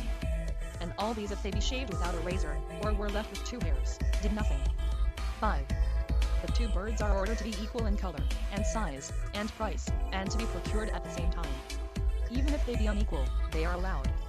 If one be procured today, and the other procured tomorrow, they are allowed. If one be killed, and it be found that it is not tame, the leper must take a pair for the second bird. The first bird is lawful for food. If it be killed, and it be found unlawful, he must take a pair for the second bird. The first is lawful for ordinary use. 1. If its blood be poured away, the one to be let loose must die in its stead. If the one to be let loose die, the blood of the one killed must be poured away. 2. 6. The cedar is ordered to be a cubit in length, and in breadth the quarter of a bedpost split into halves, and these halves again split into quarters. The hyssop is ordered not to be Greek hyssop, or colored hyssop, or Roman hyssop, or desert hyssop, or any sort of hyssop with a distinctive name. 7. On the 8th day the leper must bring 3 sacrifices, the sin offering, and the trespass offering, and the burnt offering. And the poor man must bring a bird for the sin offering, and for the burnt offering a bird. 8. He came beside his trespass offering, and laid both his hands upon it, and slew it, and 2 priests received its blood. One of them received it in a vessel, and one received it in his hand. He who received it in the vessel came and sprinkled it on the side of the altar. And he who received it in his hand came beside the leper. And the leper bathed in the leper's chamber, and went and stood in the gate of Nicanor. Judah said, the bathing was not necessary. 9. The leper stretched in his head from the gate of Nicanor, and the priest put the blood of his trespass offering. P. 298. On the tip one of his ear. He stretched in his hand, and he put it on the thumb of his hand. He stretched in his foot, and he put it on the great toe of his foot. Judah said, he might stretch in the 3 at once. If he had no thumb, or great toe, or right ear, he could never be cleansed. Eliezer said, the priest put the blood in their places. Simon said, if the priest put it on the left hand members the leper went free. It was well done. 10. The priest took the log of oil, and poured it into the palm of his brother priest, and if he poured it into his own palm, it was well done. He dipped his finger into the oil and sprinkled it 7 times before the Holy of Holies. At every sprinkling he dipped in his finger. He came beside the leper. On the place where he put the blood there he put the oil, as is said, upon the place of the blood of the trespass offering. 2. And the remainder of the oil which was on the palm of the priest, he must put on the head of him that is to be cleansed to make an atonement. If he put it on, he atoned. And if he did not put it on, he made no atonement. The words of Arakiba. Johanan, the son of Nuri, said, the command is free between putting on the oil or not putting it on. He has atoned, but without the oil? It is not reckoned to him as a complete atonement. If the log of oil failed before he poured it out, he may refill it. If it failed from the time of pouring it out, he must bring another log as in the beginning. The words of Arakiba. Simon said, if the log failed before the priest sprinkled it he may refill it. If it failed at the time of sprinkling it he must bring another, as in the beginning. 11. A leper who brought his offering as a poor man, and became rich, or as a rich man, and became poor? All depends on the sin offering. The words of Simon. Judah said, on the trespass offering. 12. If a poor leper brought the offering of the rich, it is well done. But if a rich one brought the offering of the poor, it is nothing. A man may bring for his p. 299 son, for his daughter, for his manservant or for his maidservant the offering of the poor, and they may eat of their sacrifices. Our Judah said, but for his wife he must bring the offering of the rich, and so likewise every offering for which she is responsible. 13. 2 lepers whose offerings were mixed, and the offering of one of them is already made, and one of them died? This question the men of Alexandria asked of our Joshua. He answered them, the survivor must write his property in the name of another man, and bring the offering of the poor. Footnotes 296-1 The piece that extended over after the wool was laid parallel with the cedar and hyssop. 296-2 Lev Ziv 7. 297-1 Some commentators think that the use of the bird was forbidden, but after examining several editions of the Mishnah, I have translated as in the text. 297-2 By reference to the tract on the Day of Atonement by 1. It will be found that the regulations for the goats are similar in principle to the regulations for the birds of the leper. 298-1 are on the middle of the inside of his ear. 298-2 Lev Ziv 28. The Talmud, by Joseph Barclay, 1878. p. 300. Treatise XVI 1. The heifer's age, ages of other offerings, places from which the red heifer may come, blemishes, black hairs, separation of the priest for burning the red heifer, sprinkling, lads who drew water from Siloam, number of red heifers, bridge to the Mount of Olives, procession of heifer and attendants, pile for burning, position of the heifer, position of the priest, slaughter of the heifer, sprinkling the blood, kindling the pile, gathering the ashes, doctrine of intention, vessels, pumpkin bottles, a hollow repurifications cases of casuistry seas wells reptiles a clean place hyssop sprinkling. Chapter I 1. Rabbi Eliezer said, the red heifer must be a calf of a year old, or an heifer of 2 years. But the sages say, a calf of 2 years, and an heifer of 3 years, or of 4 years. Rabbi Meir said, even of 5 years she is allowed, or older. But they are not to wait longer for her, lest she turn black, and be disallowed. Rabbi Joshua said, I only heard, third. They said to him, what is the meaning of third? He said to them, thus I heard it without explanation. The son of Uzziah said, I will explain it. If you say third, that is to others in counting. But if you say 1 of 3, that is, of 3 years. As when they say, a fourth vineyard. They said to him, what means fourth? He said to them, thus I heard it without explanation. Said the son of Uzziah, I will explain. If you say fourth, that is, to others in counting. But as you say 1 of 4, that is, of 4 years. As when they, p. 301. Say, he who eats in a leper's house and half loaf, 1 of 3 loaves to the cab of flour. They say to him, say 18 loaves to the sea of flour. He said to them, thus I heard it without explanation. Said the son of Uzziah, I will explain. If you say 3 to the cab, there is no dough offering. But if you say 18 to the sea, the dough offering diminishes it. 2. Our Hosea the Galilean said, the cleansing of the Levites required bullocks of 2 years old, as is said, and another young bullock shalt thou take for a sin offering. 2. But the sages say, even of 3 years. Our Meir said, bullocks even of 4 and 5 years are allowed, but old ones are not brought, for honor's sake. 3. Sacrifices required lambs of a year old, and rams of 2 years old, and all are reckoned from day to day. 3. If they be 13 months old, neither ram nor lamb are allowed. Our Tarfin called it, half in between.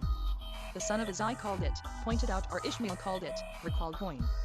If the ram be brought for offering, and the libation of the ram be brought with him, it does not pass for his offering, except he be 13 months and 1 day old. That is the law for the ram. 4. The sin offering of the congregation, and their burnt offerings, the sin offering of an individual, and the trespass offering of the Nazarite, and the trespass offering of the leper, are allowed for 30 days and upwards, and even on the 30th day. And if they are brought on the 8th day, they are allowed. Vows, freewill offerings, the firstborn, and the tithe, and the Passover, are allowed from the 8th day and upwards, and even on the 8th day. Footnotes 300-1 The Jews say that Solomon, who understood all the commands of God, could not comprehend the full meaning of the red heifer. 301-1 The meaning is that he who spends as much time in a leper's house, as is sufficient for eating a loaf of such a size, becomes defiled in his garments. See leprosy, G. 10. 301-2 No. V. 8. 301-3 The age of the lamb was reckoned from its birthday in Elul of last year, till the first day of Elul in the current year. The Talmud, by Joseph Barclay, 1878. Chapter 2. 1. Rabbi Eliezer said, an heifer for a sin offering is allowed even in pregnancy. But the sages disallow her. P. 302. paragraph continues. R. Eliezer said, she is not to be taken from foreigners, but the sages allow her. And not only she, but all the offerings of the congregation, and of the individual, may come from the land of Israel, or from outside the land, from the fresh harvest and from the old harvest, except the omer, 1, and the 2 loaves, 2, which may only come from the fresh harvest, and from the land. 2. An heifer whose horns and hoofs are black should have been cut away. The pupil of the eye, and the teeth, and the tongue, cause no blemish in the heifer. If she be diminutive, she is allowed. Had she a wen which was cut away? Our Judah disallowed her. Rabbi Simon said, every place which was cut down, and no red hair sprang up in its place, renders her blemished. 3. An heifer produced from the side, or from the hire of immorality, or exchanged for a dog, is disallowed. R. Eliezer allowed it, as is said, thou shalt not bring the hire of a whore, or the price of a dog into the house of the Lord thy God. 3. But she did not come into the house. All blemishes which are disallowed and holy things are disallowed in the heifer. If one rode on her, or leaned on her, or hung something on her tail, or crossed a river on her, or doubled the rope over her, or put his garment on her, she is disallowed. But if one bound her with a rope, or made a shoe to prevent her slipping, or spread his garment over her because of the flies, she is allowed. This is the rule. Everything which was necessary for her is allowed. If there be any use of her for another's benefit, she is disallowed. 4. If a bird rested on her, she is allowed.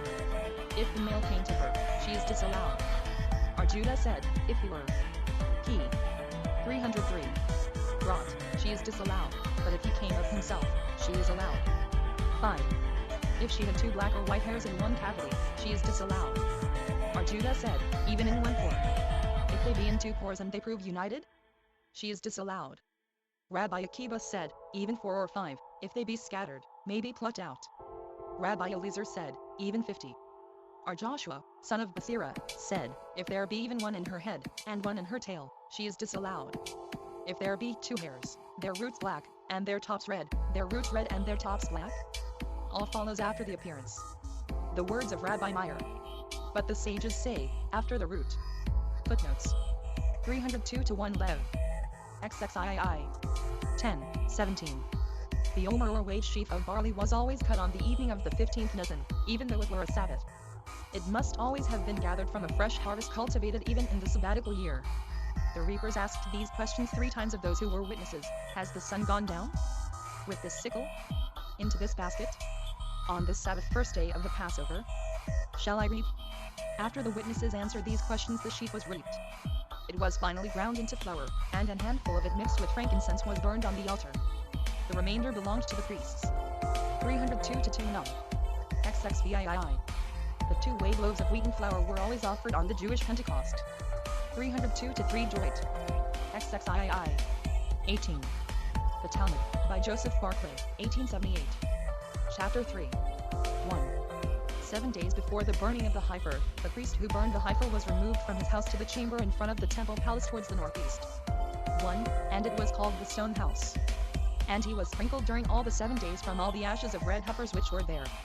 Arhazai said they did not sprinkle him save on the 3rd and 7th days only. Arhananiah, the deputy high priest, said, on the priest who burned the heifer they sprinkled during all the 7 days, but on him who took service on the Day of Atonement, they did not sprinkle save on the 3rd and 7th days only. 2. There were courts in Jerusalem built of stone, and beneath they were hollow, 2, through fear of an unseen grave. And pregnant women were brought, and they were delivered there. And there they reared their sons, and oxen were brought with doors on their backs, and the lads were seated. P. 304. On them with stone cups in their hands. They came to Siloam, they dismounted, and filled them. They remounted, and returned on the backs of the oxen. Arhazai said, from their seats on the backs of the oxen they let down the cups and filled them with water. 3. The lads came back to the mountain of the house and dismounted. The mountain of the house and its courts were hollow below through fear of an unseen grave. And at the door of the court there were prepared the ashes of the red heifers. And they brought a ram from the sheep, and they twisted a rope between his horns, and they twisted a stick and stuck it into the end of the rope, and it was dipped into the ashes, and the ram got a blow, and he skipped backwards, and took them, and caused them to appear on the surface of the water. Arhazai said, you should not give an opportunity to the Sadducees for scoffing, but the lad took and prepared the ashes. 4. They did not make use of what pertained to 1 red heifer for a second one, nor did they use another lad for 1, his prepared companion. And the lads themselves were in need of sprinkling. The words of Rabbi Jose the Galilean or Akiba said, they had no need of sprinkling. 5. If they did not find ashes of 7 red heifers, 6 were sufficient. 5, 4, 3, 2, 1. And who made them? Moses made the first, and Ezra the second, and there were 5 from Ezra and afterwards. The words of Rabbi Meir. But the sages say, 7 from Ezra and afterwards. And who made them? Simon the just, and John the high priest made each 2. Elihuni son of Hakkup, and Hanamel the Egyptian, and Ishmael, son of Kiani, made 1 each. 6. And a causeway was made from the mountain of the house to the Mount of Olives, with arches over arches. And there was an arch in front of the last pillar for fear of an unseen grave. Over the priest who burned the heifer, and the heifer with all her attendants, proceeded to the Mount of Olives. Click to enlarge TOP of the Mount of Olives, as seen from Mount Moriah. To illustrate the treatise on the red heifer. Page 305. Key. 305. 7. If the heifer were unwilling to go, they did not bring with her a black one, lest it be said, they slaughtered a black one, nor a red one, lest it be said, they slaughtered 2. Our Jose said, this was not the reason, but because it is only said, that he may bring her forth. 1. And the elders of Israel preceded her on foot to the Mount of Olives. And a house for washing was there. And the priest who burned the heifer was rendered unclean because of the Sadducees. 2. Lest they should say, it is needful for sunset to pass over him. 3. 8. The elders put their hands on the priest and said, my lord high priest, wash once. He descended and washed, and he came up and wiped himself. And wood was set in order there, cedar, and ash, and cypress, and fig wood smoothed. And it was made like a tower, and windows were opened in it, and their direction was westward. 9. The red heifer was bound with a rope of bulrushes, and she was put on the place of preparation, with her head southward, and with her face westward. The priest stood in the east with his face westward. He slaughtered the heifer with his right hand, and received the blood in his left hand. Our Judah said, he received it in his right hand, and put it into his left, and sprinkled it with his right hand. He dipped his hand, and sprinkled the blood 7 times in front of the house of the Holy of Holies. For every sprinkling of blood he dipped his hand. When he finished sprinkling the blood he wiped his hand on the body of the heifer. He went down and kindled the fire with chips. Rabbi Akiba said, with palm branches. 10. She burst and moved from her place. He took cedar wood and hyssop, and scarlet wool. He said to them, is this cedar wood, is this cedar wood? Is this hyssop, is this hyssop? Is this scarlet, is this scarlet? 3 times for each thing. And they said to him, yes, yes, 3 times for each thing. P. 306. 11. He wrapped them in the remainder 1 of the tongue of scarlet wool, and cast them into the midst of the burning. When the fire was burned down, the ashes were beaten with sticks, and sifted with sieves. Our Ishmael said, with stone hammers, and the work was finished with stone sieves. A black piece in which there are ashes must be pulverized, and that which has no ashes is left. Bones with or without ashes were pulverized. And they were divided into 3 parts. 1 part was put in the shul, and 1 was put on the Mount of Olives, and 1 was divided for all the guards. 2, that is, the representatives of all Israel. Footnotes. 303 to 1 Nehemiah. 8. 1 crime. XXIX. 1. 303 to 2 According to Jewish tradition, a dead body covered in with earth conveyed legal uncleanness to everyone who walked over it. But if the fault was over the body, or if there intervened between the corpse and the surface of the ground, it was regarded as a non-conductor. There are reckoned 6 degrees of uncleanness: the father of fathers, the first, second, third, and fourth children of defilement.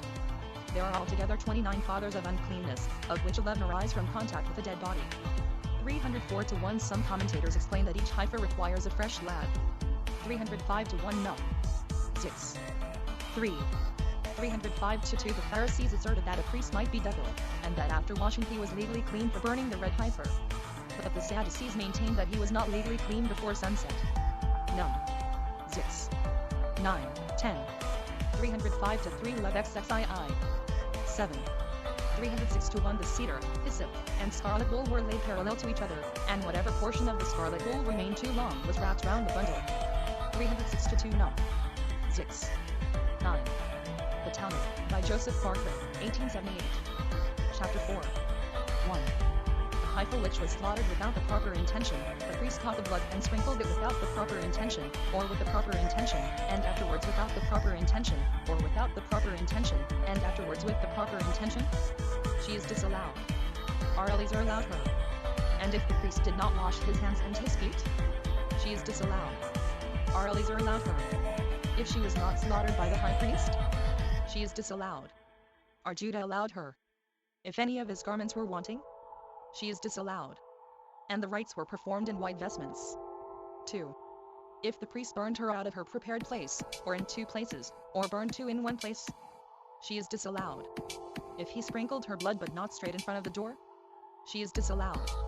If he sprinkled her blood the 6th time for the 7th, he then turned and sprinkled the 7th, she is disallowed. If the priest sprinkled the 7th time for the 8th, he then turned and sprinkled the 8th, she is allowed. P. 307. 3.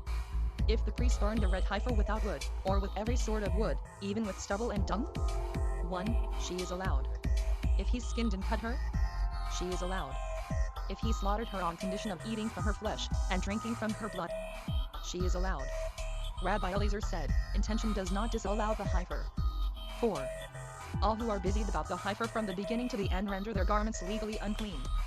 And any work gained from her renders her disallowed. If any illegality happened during her slaughter, she does not render their garments unclean. If it happened during the sprinkling of her blood, everyone busied before her disallowance renders his garments unclean. After her disallowance he does not render his garments unclean. It follows that her difficulty is his convenience. They who are busied about her are always liable for a trespass offering. They may add wood to her during her burning. And her business is done in the day and by a priest. Every work for gain with her causes her disallowance, until she be reduced to ashes. And work for gain causes disallowance in the water also, until the ashes be strewn upon it. Footnotes 307 to 1 or thick parts of straw. The Talmud, by Joseph Barclay, 1878. Chapter 5. 1. He who brings earthen vessels for the ashes of the heifer must wash them, and place them in the furnace overnight. Rabbi Judah said, even if he bring them from his house they are allowed, since everyone is trusted about the heifer. But in the heave offering he opens the furnace, and takes out the vessels. Our Simon said, from the 2nd row. Our Jose said, from the 3rd row. 2. He who washes vessels for the ashes of the red heifer in water unsuitable for purification, must dry them. If he 308. Wash them in water suitable for purification, it is not necessary to dry them. If he add therein water for purification, whether of one sort or the other sort of water, he must dry them. 3. A pumpkin bottle which is washed in water unsuitable for purification, may be used for purification, till it becomes legally unclean. When it is unclean, they may no longer purify in it. Our Joshua said, if one purify in it at first, one may purify in it to the last. If it cannot purify at last, it cannot purify at first. Whether it be clean or unclean, one must not add therein water for purification. 4. A hollow reed cut for the ashes of the red heifer? Our Eliezer said, it must be washed at once. Our Joshua said, it must be rendered legally unclean, and afterwards washed. Everyone is suitable for purifying excepting a deaf person, an idiot, and a child. Our Judah allows a child, but disallows a woman and a neuter. 5. Water may be prepared for purification in every vessel, even in vessels of dung, in vessels of stone, and vessels of clay, and in a boat. Water must not be prepared for purification in the sides of vessels, nor in the bottom of a vase, nor in the cork of a barrel, nor in one's fists, since they are not used for filling water, and they must not purify with them. And the water of the ashes of the heifer is not sprinkled without a vessel. There is no safety from defilement in the covering one, bound except in proper vessels. There is no safety from the defilement of earthen vessels, except in proper vessels. 6. An egg-shaped vessel of the potters is allowed for the purifying water. Our Jose disallows it. The eggshell of a hen? Our Meyer and our Judah allow it, but the sages disallow it. 7. A drop in a rock? They do not fill water with it, they do not purify in it, and they do not sprinkle from it, and it does not need the covering bound, and it does not disallow to the purifying pool. If there were a vessel united to it with lime, they may fill water with it. P. 309. They may purify in it, and sprinkle from it, and it needs a covering bound, and if it becomes legally unclean it disallows the purifying pool. It had a hole in the bottom, and it was stuffed with a rag. The water in it is disallowed, because it is not entirely surrounded with the vessel. If the hole were in the side, and it was stuffed with a rag, the water within it is allowed, because it is surrounded with the vessel. If a rim of mud was made for it, and the water rose up to it, it is disallowed. If it was so strong that the vessel could be lifted by it, it is allowed. 8. There are 2 troughs in one stone. One of them is legally purified. The water in the second is not purified. There are holes from one trough to the other like the pipe of a bottle, or water overflowed from above only as much as the peeling of a garlic, and the owner had purified one of them. The water in the second can also purify. 9. 2 stones which are placed near to each other, and one made of them a drinking trough, and also 2 kneading, and also a drinking trough, which was divided. The water, which is between them, does not purify. If one connected them with lime or gypsum, and they can be lifted at once, the water, which is between them, can purify. Footnotes 372. If the vessels had been in the first row, someone might have touched them, or some vessel might have come in contact with them, so as to render them unclean. 308 to 1 No. 6. 15. 308 to 2. It does not disallow the purifying pool if water flowed through a crevice in the rock into the pool. The Talmud, by Joseph Barclay, 1878. Chapter 6. 1. When one wishes to purify, and the ashes of purification have fallen on his hand, or upon the side of the vessel, and they afterwards fell on a drinking trough, they are disallowed. If water of purification fell from a pipe on the trough, it is disallowed. He took the water of purification out of the pipe, and covered the pipe or shut the door with it. The ashes of purification are allowed, but the water is disallowed. He laid it on the ground. It is disallowed. He laid it in his hand. It is allowed, because it is not otherwise possible. P. 310. 2. If the ashes swam on the surface of the water, our Meir and Rabbi Simon said, one may take them and purify. But the sages say, all ashes which have once touched water, cannot purify. If one have sprinkled the water, and the ashes be found at the bottom, our Meir and our Simon said, he may dry them and purify. But the sages say, all ashes which have once touched water, cannot purify. 3. If one prepare water for purification in a trough, and there be a jug in it, though its mouth be ever so narrow, the water therein can purify. If there be a sponge, the water in it is disallowed. How is one to act? He is to sprinkle till he come to the sponge. When he has touched the sponge, even if the water swim over it ever so little, it is disallowed. 4.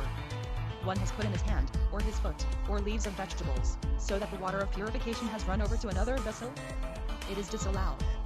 If they were leaves of reeds, or leaves of nuts, they are allowed. This is the rule. The thing which contracts uncleanness is disallowed, and the thing which does not contract uncleanness is allowed. 5. If one divert a well into a fat-shaped pool, or into a marsh, the water in them is disallowed for issues and leprosies, or to purify with it as with the water of the ashes of the heifer, since it is not filled in a vessel. The Talmud, by Joseph Barclay, 1878. Chapter 7. 1. When 5 persons fill 5 barrels with water of purification, to purify 5 persons requiring purification, and they change their mind for one purification, or they prepared for one purification, and they change their mind for 5, they are all allowed. One person who filled 5 barrels to purify 5 persons requiring purification, and changed his mind for one purification, none is allowed but the last. Or he made ready for one purification, and changed his mind for 5 purifications, none is allowed. P. 311. But the first purification. If he said to one, purify all those for thee, none is allowed but the first. Purify all those for me, they are all allowed. 2. He who fills water of purification with one hand, and does work with the other hand, if he fill for himself or for another person, or if he fill for both at once, both are disallowed, since work disallows in filling water of purification whether for himself or for another. 3. He who puts in ashes with one hand, and does work with the other hand, if it be for himself, it is disallowed. But if it be for another person, it is allowed. He who while doing work puts in ashes for himself and for another, his own is disallowed, and the other's is allowed. He who puts in ashes for 2 persons at once, both are allowed. 4. Put in ashes for me, and I will put in ashes for thee. The first case is allowed. Fill water for me, and I will fill water for thee. The latter case is allowed. Put in ashes for me, and I will fill water for thee. Both cases are allowed. Fill water for me, and I will put in ashes for thee. Both cases are disallowed. 5. A person filled water for his own use, and also for purification. He fills first for himself and binds it on the shoulder pole, and afterwards he fills that for purification. And if he fill that for purification first, and afterwards fill for himself, it is disallowed. He must put his own water behind him, and the water for purification before him. And if he put that for purification behind him, it is disallowed. Both are water for purification, he put one in front and one behind him, it is allowed, because it is not otherwise possible. 6. If one carry a rope in his hand. 1. If he go in the straight way, it is allowed. If he go out of his way, it is disallowed. 1 went to Jabin 2, during p. 312. 3 feasts, about this matter, and in the third feast it was allowed to him as a decision for the time. 7.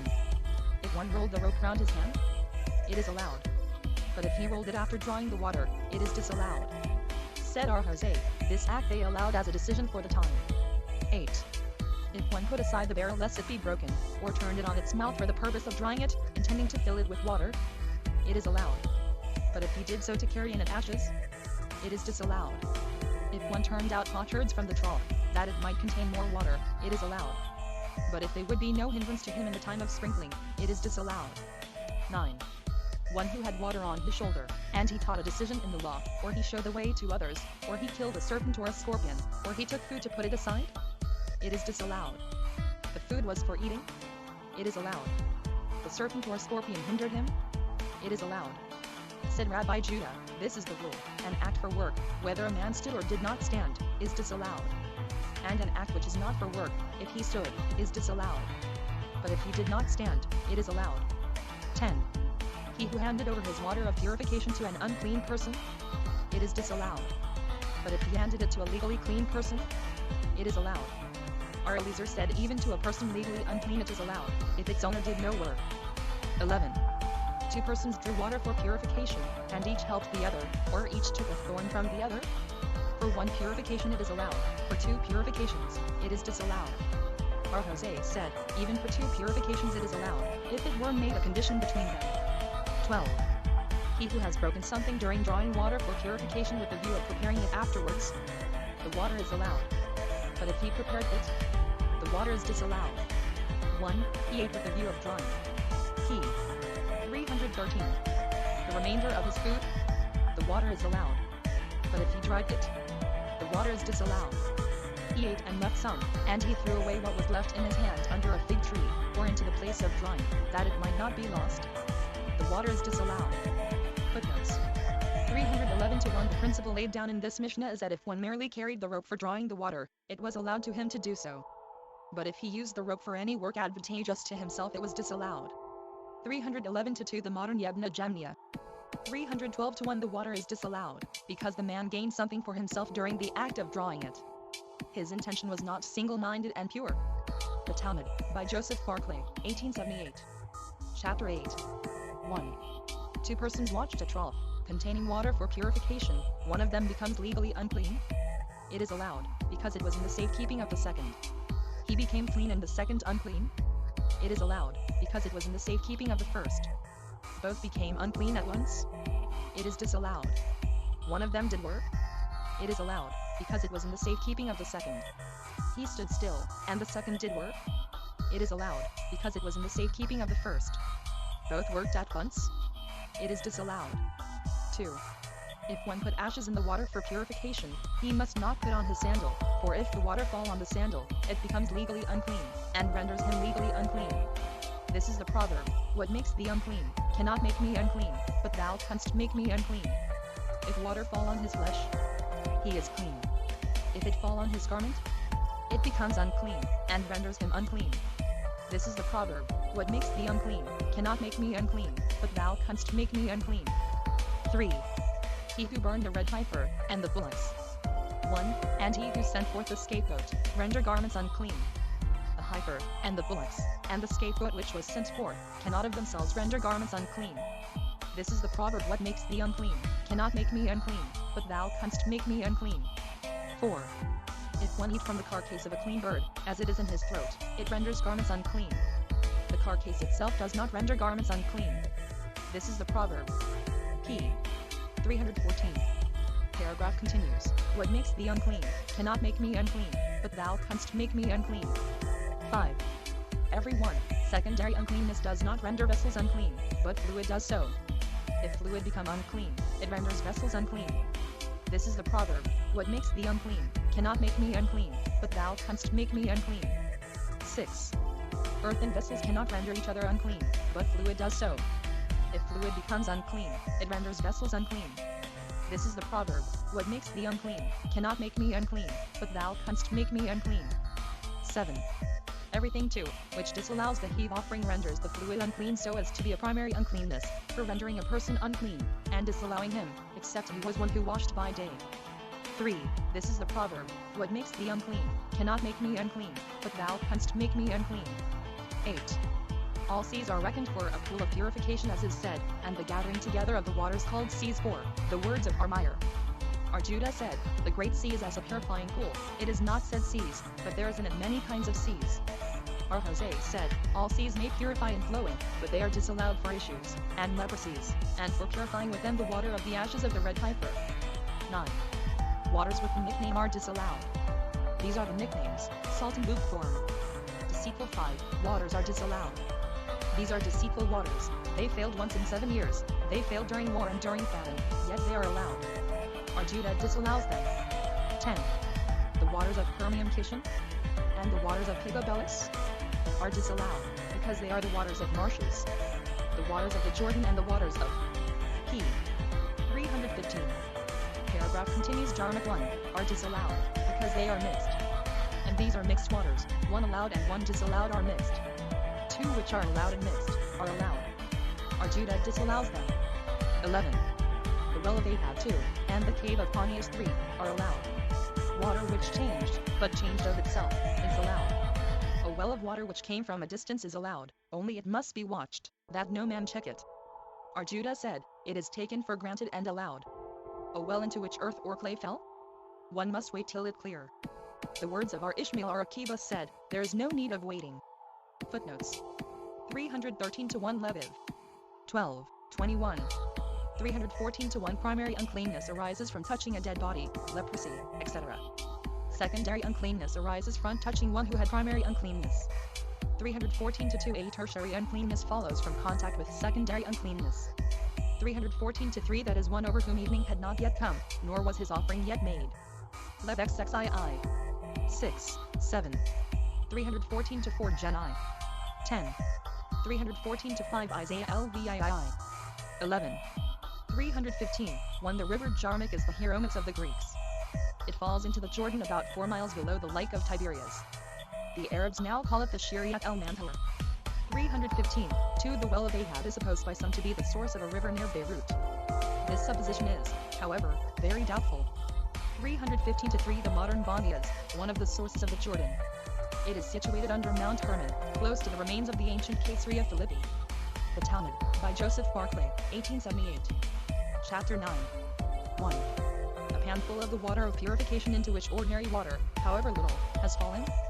R. Eliezer said, one must sprinkle twice with it. But the sages disallow it. If dew fell into it?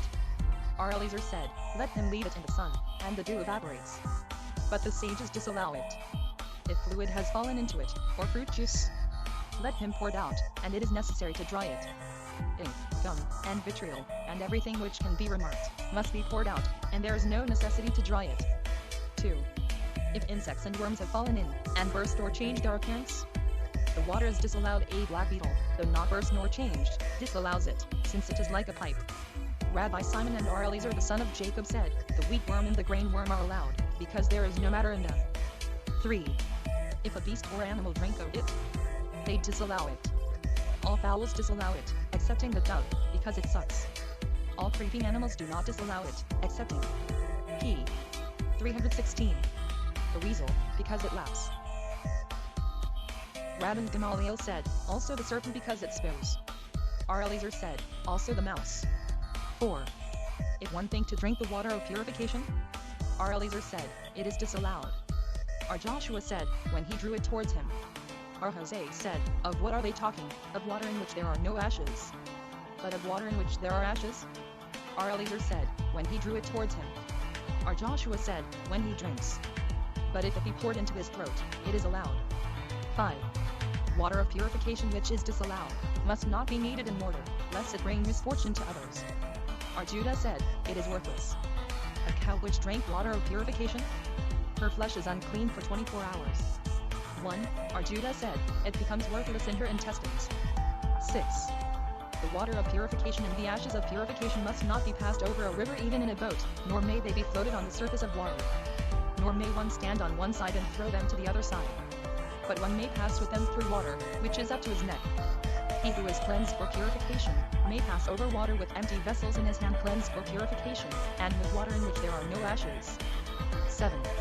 Ashes which are allowed for purification.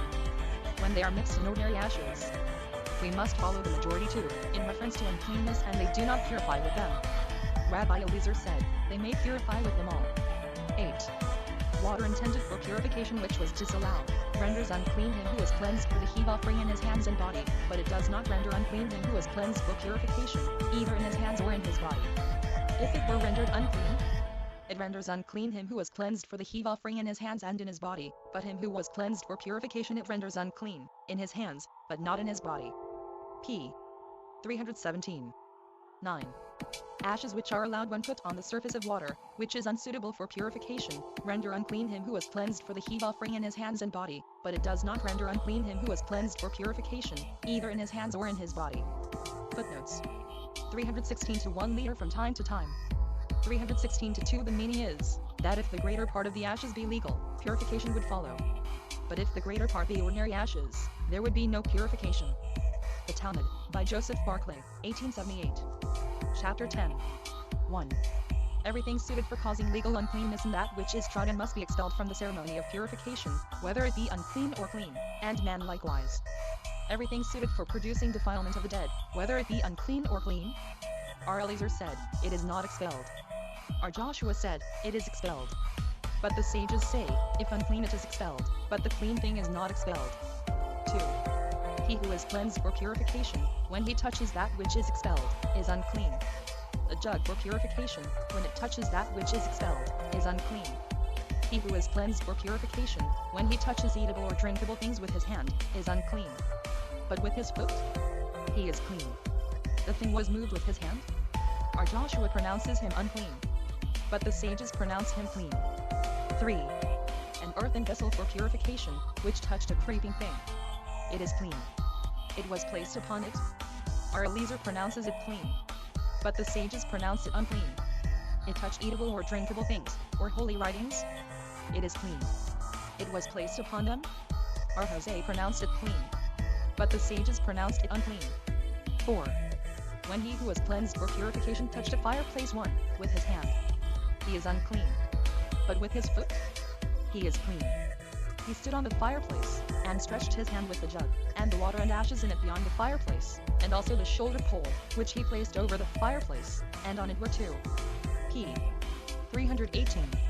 Earthen vessels, one on either side. Our Akiva pronounces him clean. 1. But the sages pronounce him unclean. 5. He stood outside the fireplace, and stretched his hand to the window, and took the jug with water and ashes and passed it over the fireplace. Our Akiva pronounces him unclean, but the sages pronounce him clean. But he who was cleansed for purification, may stand over the fireplace, and in his hand an empty vessel cleansed for purification or one with water without ashes. 6. When a jug for purification touched one in which there were holy things, or one in which there was an heave offering, the one for purification is unclean. But those of the holy things and the heave offering are clean. If both be in his 2 hands, both are unclean. If both be in 2 papers, both are clean. If the one for purification be in paper, and the one for the heave offering be in his hand, both are unclean. If the one for the heave offering be in paper, and the one for purification be in his hand, both are clean. Our Joshua said, the one for the purification is unclean. They were placed on the ground and one touched them. The one for purification is unclean, the one containing the holy things, and the one with the heave offering are clean. He moved them. Our Joshua pronounces them unclean, but the sages pronounce them clean. Footnotes. 317 to 1 The dispute is now about what constitutes a clean place. 318 to 1 Hebits. 13, 14. The Talmud, by Joseph Barclay, 1878. Chapter I. 1. A pan for purification which one left open, and he found it covered. It is disallowed. He left it open and found a covering on it. If a weasel could drink of it, or a serpent, according to the words of Rabban Gamaliel, or there fell in a dew by night, it is disallowed. Water with ashes cannot be saved from legal impurity by the covering too, bound upon it. And water in which there are no ashes, is saved by the covering bound upon it. 2. Every doubt implies cleanness in the heave offering. P. 319. and cleanness and purification. Every reason for suspense in the heave offering causes pouring away of the water and purification. If acts requiring legal cleanness be afterwards performed, they are in suspense. Shallow water 1 is clean for holy things, and the heave offering and purification. R. Eliezer said, trickling water 2 is unclean for purification. 3. A dried fig of the heave offering which has fallen into water for purification, and one has taken it out and eaten it. If it be the size of an egg, whether it be unclean or clean, the water is unclean, and he who ate it is guilty of death. R. Jose said, if it be clean the water is clean. He who was cleansed for the sin offering, and afterwards put his head and the greater part of his body into water of purification, is unclean. 4. Everyone charged by the words of the law to enter water, renders unclean holy things, and the heave offering and ordinary things in the tithe, and is prevented from entering the temple. After entering the water he renders unclean holy things, and disallows the heave offering. The words of Armire, but the sages say, he disallows holy things and the heave offering, but he is permitted in ordinary things and tithes, and if he came to the temple, whether before or after entering water, he is a debtor to the law. 5. Everyone charged by the words of the scribes to enter water, renders unclean holy things, and disallows the heave offering, but allows ordinary things and the tithes. The words of Armire, but the sages disallow him in tithes. After his entering water he is permitted in all these. And if he came to the temple whether before or after entering water, he is free. 6. Everyone charged to enter water, whether by the words of the law or the words of the scribes, renders unclean the water for purification and the ashes for purification, and the sprinkler of the water of purification, by touching or lifting. The hyssop, and the water without ashes, and empty vessels cleansed for purification render unclean, by p. 320. Touching or lifting.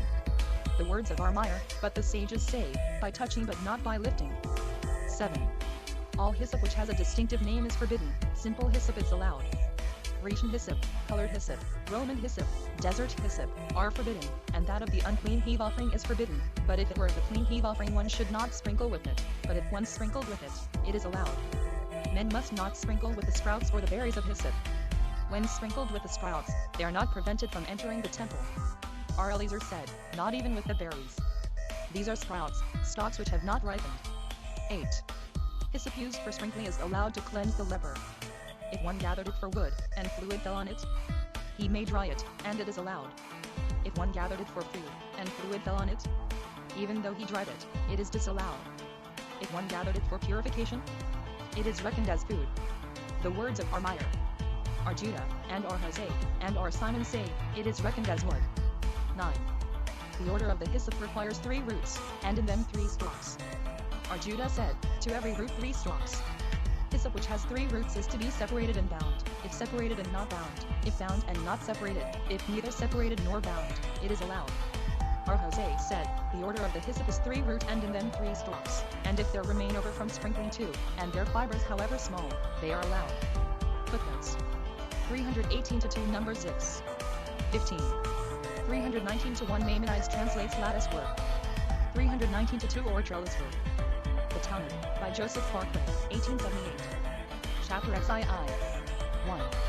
Short hyssop is made sufficient for sprinkling with a thread and spindle, and it is dipped and lifted, and one holds the hyssop and sprinkles. R. Judah and R. Simon say, as is the rule for sprinkling with the hyssop, so is the dipping with the hyssop that is in holding it. 2.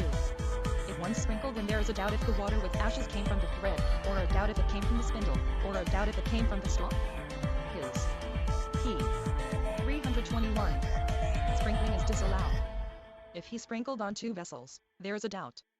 If he sprinkled on both, there is a doubt that the sprinkling splashed from one to the other. His sprinkling is disallowed. A needle is placed on a potsherd, and he sprinkled it. There is a doubt if he sprinkled on the needle. There is a doubt if the sprinkling splashed from the potsherd upon it. His sprinkling is disallowed. A pan for purification with narrow mouth. He is to dip the hyssop in and lift it out as usual. R. Judah says, the first sprinkling is allowed. The water of purification which became diminished, one may dip in even the tops of the stalks and sprinkle, except that he should not dry up the vessel. His intention 1 was to sprinkle before him, and he sprinkled behind him, to sprinkle behind him, and he sprinkled before him. His sprinkling is disallowed. Before him and he sprinkled sidewise in front. His sprinkling is allowed. He may sprinkle a man whether he be aware of it or not. He may sprinkle a man, or vessels, even should they be 100. 3. His intention was to sprinkle on anything which can receive defilement, and he sprinkled on the thing which cannot receive defilement. If there remained water in the hyssop he must not repeat it. His intention was to sprinkle on something which does not receive defilement, and he sprinkled on something which does receive defilement. Repeat it. If upon man, and he sprinkled on beast? If there remained water in the hyssop, he must not repeat it. Upon beast and he sprinkled on man? If there be water in the hyssop he may repeat it. Water which has dropped from the hyssop is allowed, because it renders everything unclean like the water of purification. 2. P. 322. 4. He who sprinkled from a public window and entered the sanctuary, and the water was afterwards found to be disallowed, is free. He who sprinkled from a private window and entered the sanctuary, and the water was afterwards found to be disallowed, is a debtor. But the high priest, whether he sprinkled from a private, or from a public window, is free, since no high priest is indebted for an offering on his entering the sanctuary. Persons were slipping in water of purification before a public window, and treading in it and were not hindered, because the sages say, the water of purification, which has done its duty, causes no uncleanness. 5. A clean man who took the axe of one legally unclean by the handle, 1, and sprinkled it, even though there be so much water upon it as is sufficient for sprinkling, is clean. How much water is sufficient for sprinkling? Sufficient that the tops of the stalks of hyssop be dipped and sprinkled. Arjuda said, we regard them as though the hyssop were copper. 6. He who sprinkled with unclean hyssop? If it be the size of an egg, the water is disallowed, and the sprinkling is disallowed. If it be not the size of an egg, the water is allowed, but the sprinkling is disallowed, and he who is sprinkled renders his companion unclean, and he again his companion, even though there be 100. 7. He who is cleansed for purification, if his hands became unclean, his body is unclean, and he renders his companion unclean, and he again his companion, even though there be 100. 8. A jug for purification, which became unclean on the outside, becomes unclean inside, and renders unclean the one next to it, and it again the next one, even though they be 100. The bell and its clapper are reckoned as one.